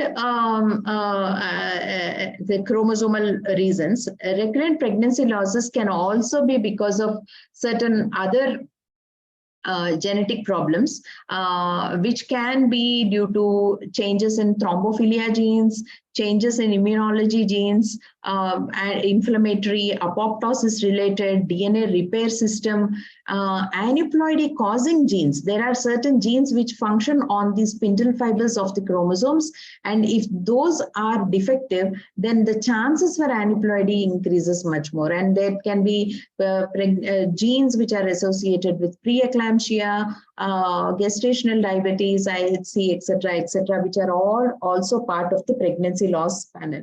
So with the advent of next generation sequencing, what has happened is that we have actually developed something called gene RPL. This is a test which identifies around, looks at around 200 genes which are associated with pregnancy loss that are maternal in nature, and based on which you can actually identify what are the risk factors, and you could tailor your treatment accordingly. For example, if there is a thrombophilia gene involved, we could think of anticoagulant dose for the patient. If it is immunology, we can think of anti-inflammatory immune support system. If there is aneuploidy, you can think of NIPT and other prenatal tests, and of course prevention of preeclampsia, etc. So again, I will not go into details of this, but I just wanted to bring to your notice, especially to PGs, that it's not just the chromosomal etiology. Chromosomal defects play a major role in pregnancy loss, but there are many other genes that are involved and that play a very important role in pregnancy maintenance. And if you see a defect or a variation there, it could increase risk of pregnancy losses. And it would be, and the whole system is going towards, the way we are going forward is to identify these risks ahead of time so that the pregnancy loss can be prevented. You can do a preventive management in many of these cases. So moving forward, since I was given bad obstetric history, there is much more to bad obstetric history than pregnancy losses.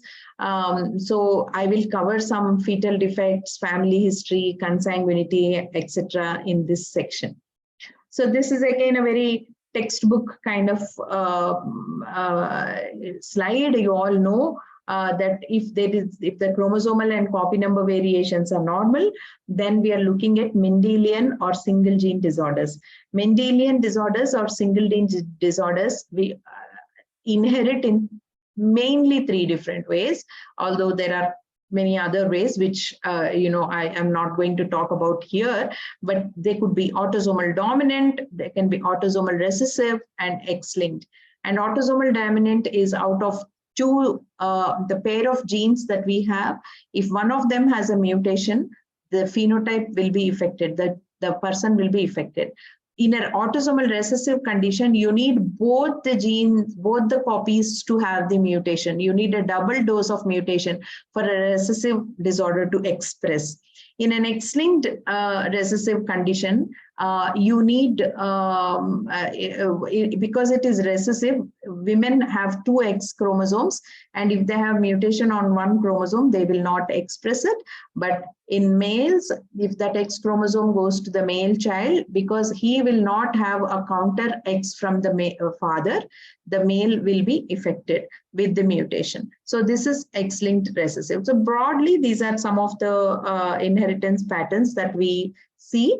And the most important and the most complex and hidden form of genetic disorder is autosomal recessive, where parents could be carriers of these mutations. Mother could be a carrier, father also could be a carrier for the same mutation.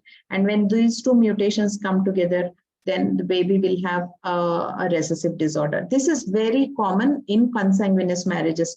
This slide actually shows you that everybody shares certain amount of genetic material. In the sense, the genetic sequence could, a part of it, less than 1%, I'll be sharing with yours. But then if it's my first cousin, then I'm sharing around 1/8 of the genetic material. You can see here very clearly that the gray area represents the sharing of mutations. So the mutation, these 3 mutations are shared by this couple. So that's how the sharing of mutations happens, and therefore the risk increases. First cousins share 1/8 of genetic material, and the chances of common recessive mutations is therefore much higher. And when there are carriers, the risk of offspring to have a recessive disorder is 25%. So what do we do? Now, today, with the help of next generation sequencing technologies, we offer what is called extended carrier screening. This is a program where we look at multiple genes. Yeah, I mean, previously we used to look at hundreds of genes, then a few thousands of genes, but with the costs of sequencing coming down, we are now sequencing the whole exome, and we are doing what is called carrier screening. What happens there is we sequence 20,000 genes, and we see where these two partners have matching mutations, in the sense same mutation or different mutation but on the same gene. Doing that kind of matching, we will identify risk for disorders. And many a times we see that a consanguineous couple will have risk for multiple disorders, not just one disorder. Because I remember a case of thalassemia where we have told them that to come back, we did prenatal diagnosis, baby was devoid of thalassemia, we sent them back. They've come back with a child with retinitis pigmentosa. That is because at that time, this was about 15 years back, we did not have technology to actually look at every single mutation. So when we did what is called targeted mutation, because there was a history of thalassemia, we looked at thalassemia. But now there is an opportunity to actually cover complete exome, which is the expressing part of the gene, and then look at all the common mutations, and then provide them a test in the pregnancy where we can identify all risks for all these mutations, if the baby has any of these genetic disorders. Of course, pre-implantation genetic testing is also done, where if we are looking at a single mutation, we will be able to look at it in an embryo, post-IVF conception embryo, and then we check on different embryos. Whichever embryo is devoid of the mutation, we then transfer that embryo. So this kind of helps, most of the time not to prevent the medical termination of the pregnancy. As you already know, you are transferring a normal embryo. Of course, prenatal diagnosis is prescribed even after PGTM. So I'll not go into details of PGTM because it's not an infertility lecture, but this particular slide will help you understand how carrier screening was used in these two different cases. Both these cases had male children with hydrocephaly. Both of them the case one was non-consanguineous, case two consanguineous marriage, but both with history of male with hydrocephaly.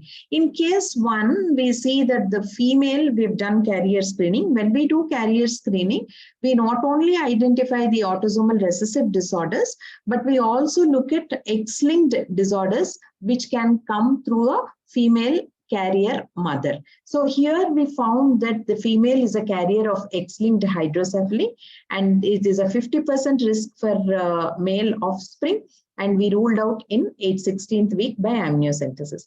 In another case, the same history of male with hydrocephaly, we found that both the partners are heterozygous, meaning carrying one mutation each, on a CCDC88C gene, which results in an autosomal recessive hydrocephaly type 1. Now here, because it is recessive, autosomal, the risk is 25%. And here again, we have offered amniocentesis at 16th week. So based on that, we found that the baby is also a heterozygote. So the baby will be as normal as parents. This is okay. And when we do carrier screening, we know that spinal muscular atrophy is quite common in our country. Not as rare as a rare disorder. It is prevalent in a much more, in some groups much more than other. And we need to screen for spinomuscular atrophy along with the thalassemia. Thalassemia is another very common recessive disorder that we need to look at.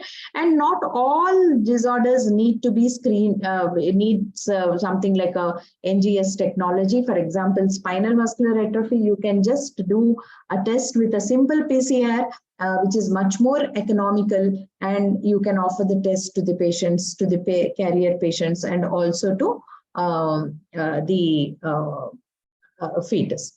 This slide I just put up because anyway, we are talking about anemia. So this is a beta thalassemia case. In beta thalassemia, the general thing to follow is we do a HB electrophoresis for the woman so that we pick up thalassemia traits, since it's one of the very common genetic disorder. Please do HB electrophoresis on all females so that if you know that the female has a trait, then you can also offer carrier HB electrophoresis for the male partner. If both male and female partners have been identified to be having the trait of thalassemia or sickle cell anemia, then you offer what is called prenatal diagnosis.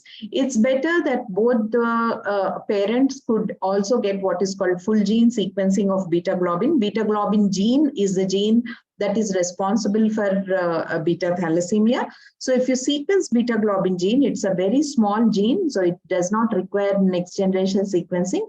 And then we can identify the mutations on it. And once the mutations are identified in parents, it's very easy to offer targeted genetic testing in amniotic fluid. So this is very important as a preventive measure. Please do HB electrophoresis on females, pick up traits, and then prevent thalassemia in children. Another very common condition that we see in our laboratory, very common indication that we counsel patients for, is deafness and hearing loss. Yes, so when you see deafness and hearing loss, this chart actually gives you a good idea that around 25% are idiopathic, 25 are non-genetic, and 50% are genetic. So the first counseling step, the first level, you can always tell the family that 50% is genetic and 50% is not. And out of the 50% genetic cases that we see, 70% are non-syndromic and 30% are syndromic. So if you see a case with 30% section, which is syndromic in the sense along with hearing loss, they also have mental retardation or maybe dysmorphology or limb defect or ophthalmic condition. So there are other symptoms also that you see. Then you please refer for cytomicroarray. You please do a cytomicroarray test. Why? So, because cytomicroarray looks at copy number variations, which are much bigger. So when you are seeing multiple conditions, syndromic presentation, that means maybe more than one gene is involved. This is possible. And therefore, the first tier test should be cytomicroarray. Of course, if this is normal, you can always come back to exome sequencing, where you are sequencing number of genes, a large number, more than 100, 200 genes that are associated with non-syndromic hearing loss. So if it is non-syndromic, if they just present hearing loss, then you go in for exome sequencing.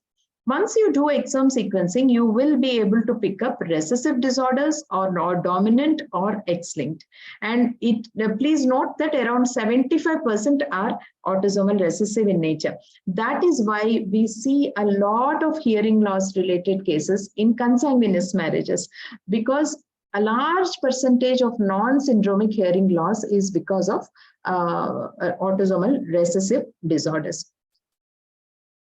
Similarly, we have again, this slide I have put up for PGs to understand how to read their reports, like I did the other slides where, you know, you should be able to look at the sequence yourself. Here, I am just showing you a case of Duchenne muscular dystrophy, where the mother is a carrier and the child is affected. So you can actually see this red line, which corresponds to 0.5. That means half of the area is present and the rest half is deleted. That anyway, females have 2 X chromosomes, right? So if it means that they have only 0.5, that means the deletion is present in 1 chromosome only. The other chromosome is normal. Now in the child, in the male child, if you see, this half has become 0. That means the female has given the X chromosome to the male child, and because he will not have another counter, you know, the partner X, he will have a Y chromosome. Therefore, the complete deletion is seen at the level of 0. So this is how you need to familiarize yourself with these reports.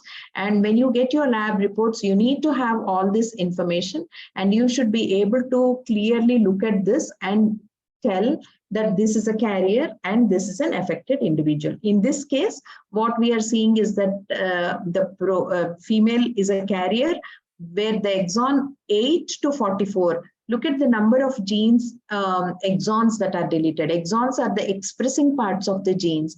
So continuous, starting from 8 to 44, all those parts are totally deleted.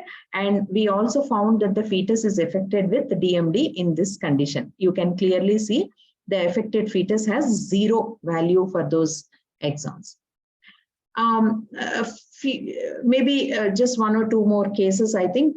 This case, autism, mental retardation, developmental issues, these are again some of the very common problems that we see in our practice where there is family history. And when there is autism or mental retardation or developmental problems, which can be both moderate to severe, the first tier test is cytomicroarray. So here we have a case where 3-year-old autism spectrum disorder, we did a cytomicroarray and we identified a deletion. And we know that the recurrence risk is extremely low, and we have counseled the family accordingly. But there are also cases where the cytomicroarray can give a normal result. So if you see here, the 3-year-old autism spectrum case where the cytomicroarray is normal, there are no copy number variations. We have done exome sequencing as a second tier test. So in India, obviously, patients cannot spend on multiple tests at a time. So what we do, what is called a serial testing.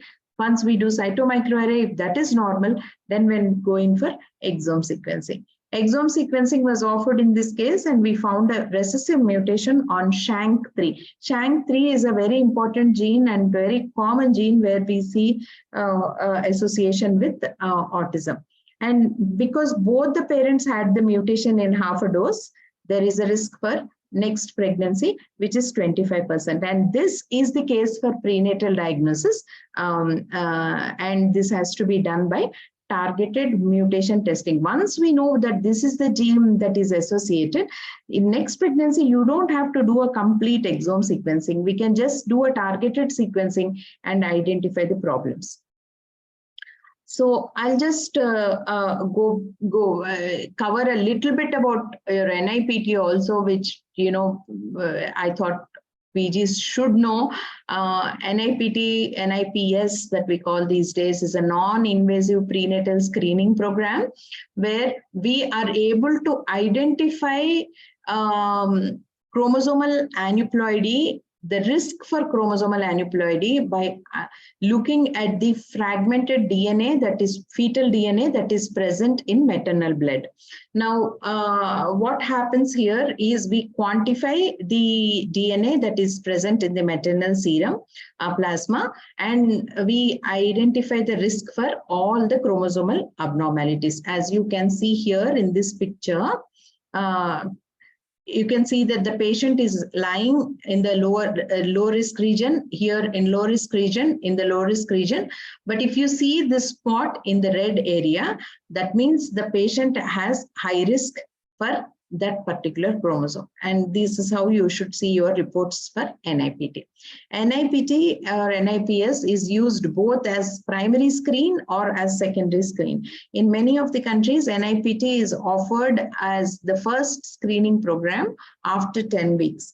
And if that is how it is done, if it is low risk, there is no need to do anything. You can do a routine follow-up. But if NIPT result shows high risk for any aneuploidy increase, I mean, either whether it could be a monosomy or a trisomy, then you have to confirm it with amniocentesis procedure. Or now you may ask why NIPT is being extremely sensitive. It gives you around 97 to 98% of sensitivity. It picks up aneuploidy very well. Why do we still need amniocentesis, right? So it's important to do amniocentesis because the NIPT could have a false positive result, especially if there is a placental mosaicism. So the trisomy condition could be coming from the placenta and not from the fetus per se. This happens in a very rare condition, but this can happen.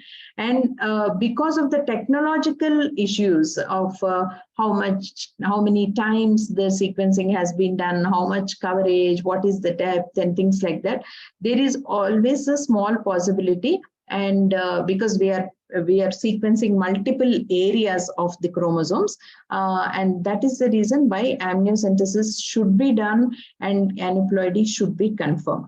However, you know, when we do amniocentesis for only NIPTs for aneuploidy, then the number of amniocentesis procedures are generally reduced all over the world for checking for aneuploidy. NIPT can also be used as a secondary screen. What is secondary screen?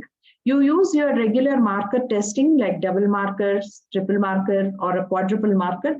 If the risk is high, if the double marker shows high risk, then you can go in for NIPT. And if the double marker shows low risk, there's no need to go in for NIPT if it's used as a secondary screen. If the double marker is high risk, then you can take up NIPT instead of amniocentesis. If NIPT shows high risk, then we can go in for amniocentesis. Now, this I am talking only about aneuploidy screening. But if you see in your ultrasound abnormalities, any other marker which is associated with either aneuploidy or any other genetic syndrome, then NIPT is not the answer. Then we will have to directly go in for amniocentesis, and we will have to probably do an array test or an exome sequencing test, depending on the presentation of the ultrasound findings that are seen in the pregnancy. So for regular aneuploidy, if a high-risk screen marker test, you could use NIPT, and if NIPT is normal, then you can simply consider the double marker or a quadruple test as a false positive result. This again, I have covered this at any point of time. It's very difficult to squeeze all cases of genetics into a small 30-minute lecture, but remember that we have to have the crucial information stored, in the sense the index case or the proband, which could be in the form of amniotic fluid or a product of conception or a newborn baby or an adult, we have to have the index case DNA stored. That helps quite a bit in understanding the disease-causing mutation in the family and preventing it for all the members who are at risk. And okay, this is sample collection. I am not going into details of sample collection, but everybody would know what to how to collect the sample. For cytogenetics, it's sodium heparin. For any genetic test, it is EDTA, and amniotic fluids in sterile tubes. CVS, we will provide the media and products of conception in normal saline, etc. But the important point here is that if you are sending the sample to a laboratory for molecular testing, which is DNA-based testing, like cytomicroarray or exome sequencing or targeted sequencing, you need to send mother's blood also along with the fetal sample. That is because we don't want the maternal DNA contamination in the fetal sample. So if you can send 3 ml of in EDTA tube, then we do the quality check and we identify that there is no mixing of DNA from the mother, and we are sure that what result we are giving is of the fetus and of the product. So, but this will not be required if you are sending sample for karyotyping, because in karyotyping, what happens, we culture the cells and only fetal cells grow in culture and the maternal cells will not grow anyway. So for DNA tests, you have to send maternal sample. So that's one of the important things that I just wanted to tell you. But what is more important is counseling. We need to spend time with the patient. We need to talk to the patient. What happens in genetic counseling? I just put up this slide to just show you what happens. Basically, a genetic counselor will, study the medical records. They will look at the case history. They will check the physical, they will do physical examination and they will see the proband or the index case and they will take the phenotype details. They will check into the databases and they will retrieve genetic database information so that it says, okay, these are the 10 syndromes that you should look at. We also take 3-generation pedigree to understand the inheritance pattern, whether it could be recessive, dominant, or X-linked. Of course, the use of databases is done. And then we have to talk about the risk estimation. So what is the risk for next pregnancy or such things have to be understood, and what will be the prognosis if there is a syndrome that we have identified, what will be the prognosis after 10 years, after 20 years. This information should be given. We have to recommend the options for the family and what tests to be done and how to evaluate the test results and explain the test results to the patient. And the most important thing is a detailed letter that should be given to the physician. Please expect a detailed letter from genetic counseling sessions. It's not just writing on the paper, but it has to be a documented, clear communication, because the communication is not just with the patient. The communication of the genetic counselor is with the physician, because the recommendations will have to be followed by the physician. So a clear cut case history, case description and recommendations and follow-up studies. And you need to expect genetic counseling letters, not only in test recommendation, but also for post-test recommendations. So once the test comes, how will you actually give this information to the patient and what will you recommend from there onwards? This is also very, very important. So these days a lot of online counseling happens, and it's very important that genetic counseling becomes part of the obstetric practice, and the collaboration should be very important with a good geneticist.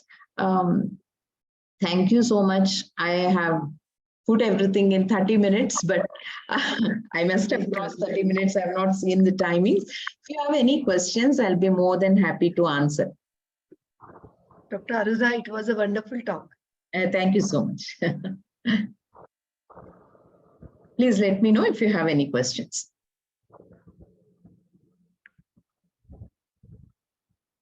Jignesh, before that, can we have one photograph? Can I stop sharing my screen?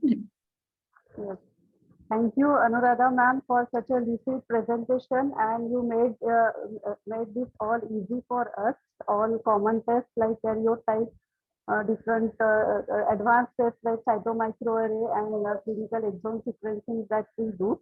Important thing for such a couple with bad obstetric history is to we should be patient to diagnose the case, as we need to give the good prognosis for the future pregnancy.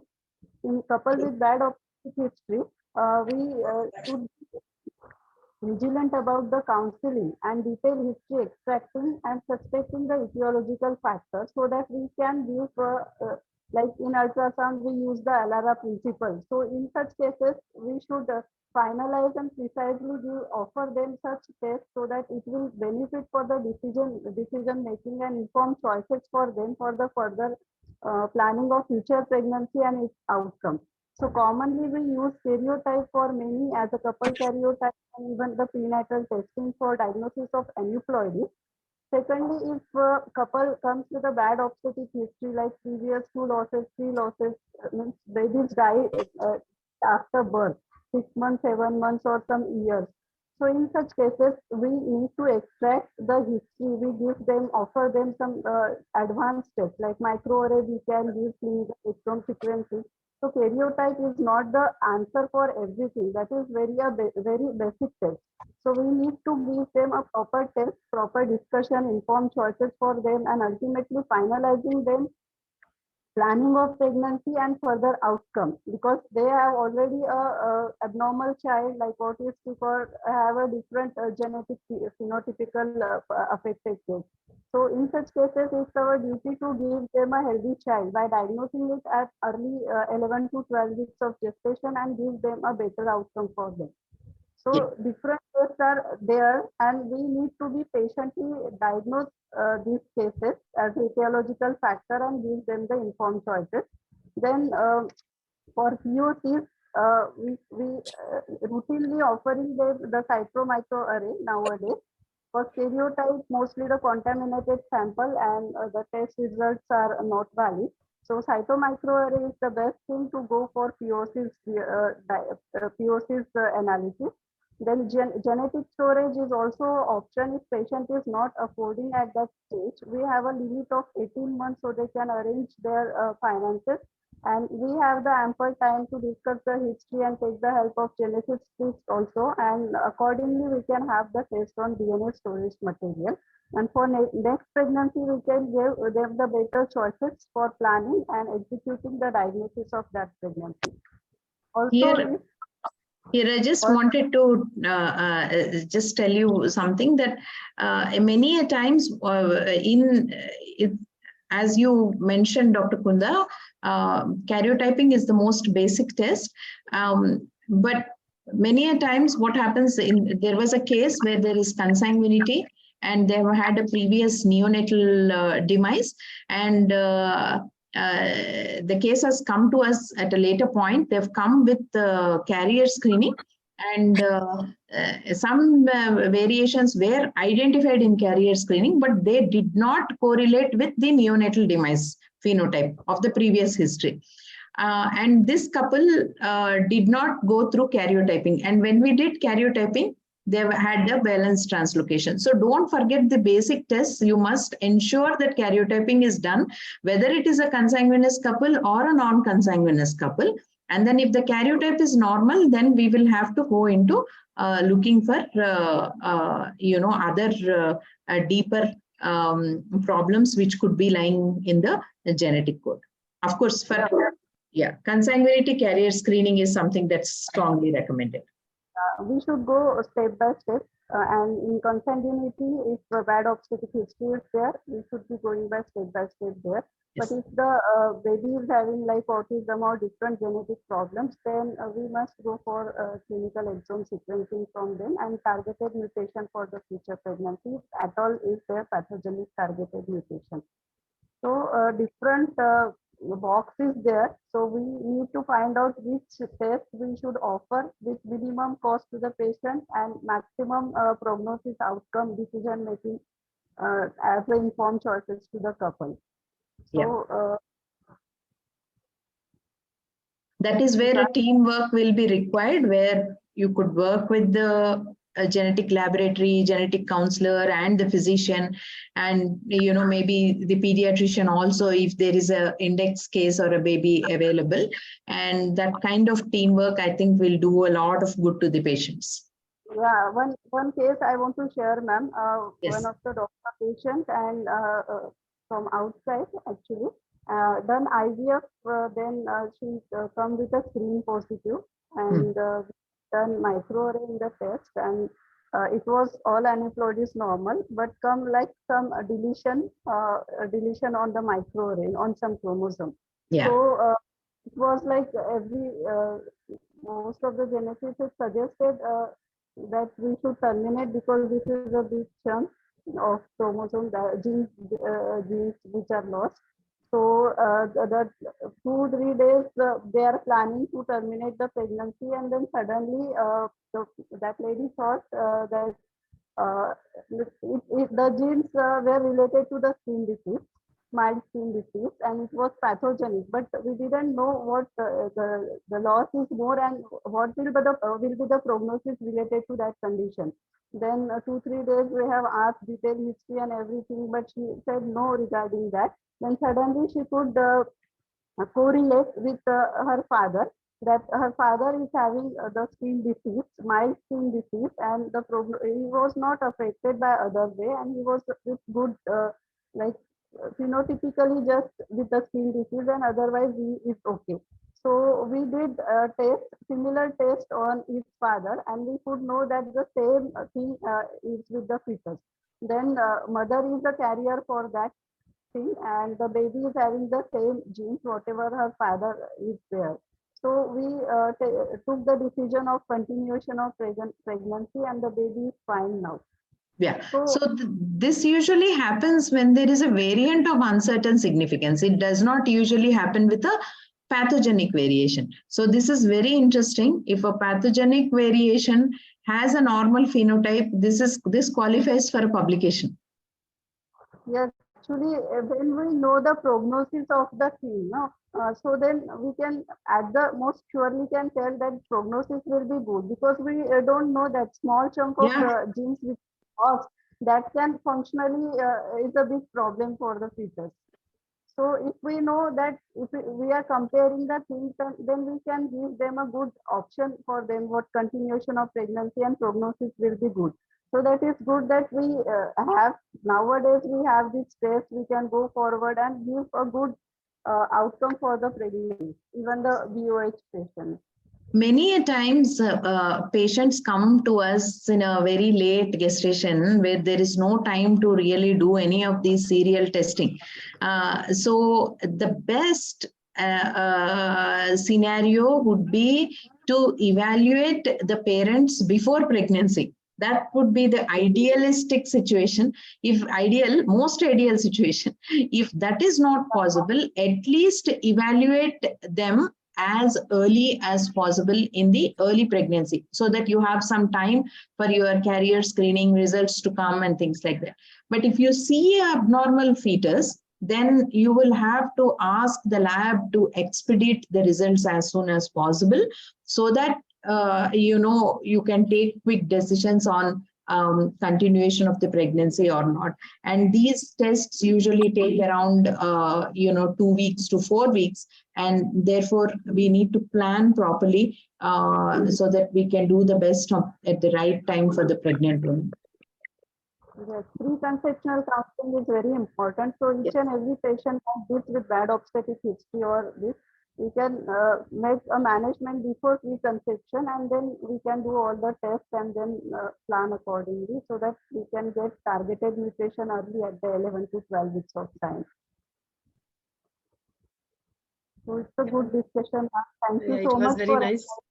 Can you please stop sharing so that we can have photograph? Jignesh?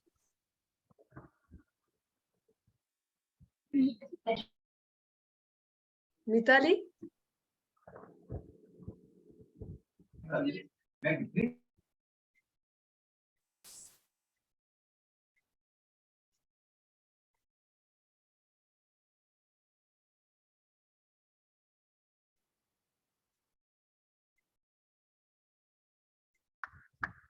Done? Mithal, it is done? Jignesh? Yes. It is done? Yes, ma'am. Okay. Thank you. Thank you. Thank you very much. Thank you. Thank you so It was much. very nice. Thank you, Dr. Kunda. Thank you, everyone. Ma'am, Thank for you. updating Night, us. everyone. Thank you, Shani. Now I request Dr. Pragati Kanatkar ma'am to please give the vote of thanks. Thank you, Kritika. So at the onset, I should congratulate Team Energies for organizing this learning series, really lighting the lamp of education, which our president always dreamt of. And that lamp is really lit day by day. It's getting brighter and it's illuminating all over the globe. So I thank Dr. Sushma Deshmukh for such a wonderful idea of PG Star. Then I should thank today's speaker, Dr. Anu Udimudi. Madam, this was such a complex topic, and we all, we general obstetricians are always so scared of all these genetics and all the studies. You have made it so simple, and your slides were so speaking and so easy to understand slides. So thank you for such a nice presentation and making this subject so clear to all of us. Thank you so much. I thank Dr. Kunda Shahane and Dr. Aparna Vahane for being chairing today's session. Your inputs were so important to understand those complex cases. Diksha, you presented the case very well, and it was a good learning opportunity. Thank you for presentation. Kritika, you were good MOC. Thank you for taking the case throughout. You were fast. Our president couldn't welcome, and you had done the case very well. Thank you so much. And I should thank GMC Akola. I should thank Dr. Prachi Dikshit, Dr. Bhakti Guzar, and our leader, Dr. Anuja Bhalerao, for initiating such an PG activity throughout the country. Thank you so much. And today's examiner, Dr. Anjali Kotharkar and Dr. Virendra Kumar has really put a good insight in such a day-to-day common topic of anemia in pregnancy.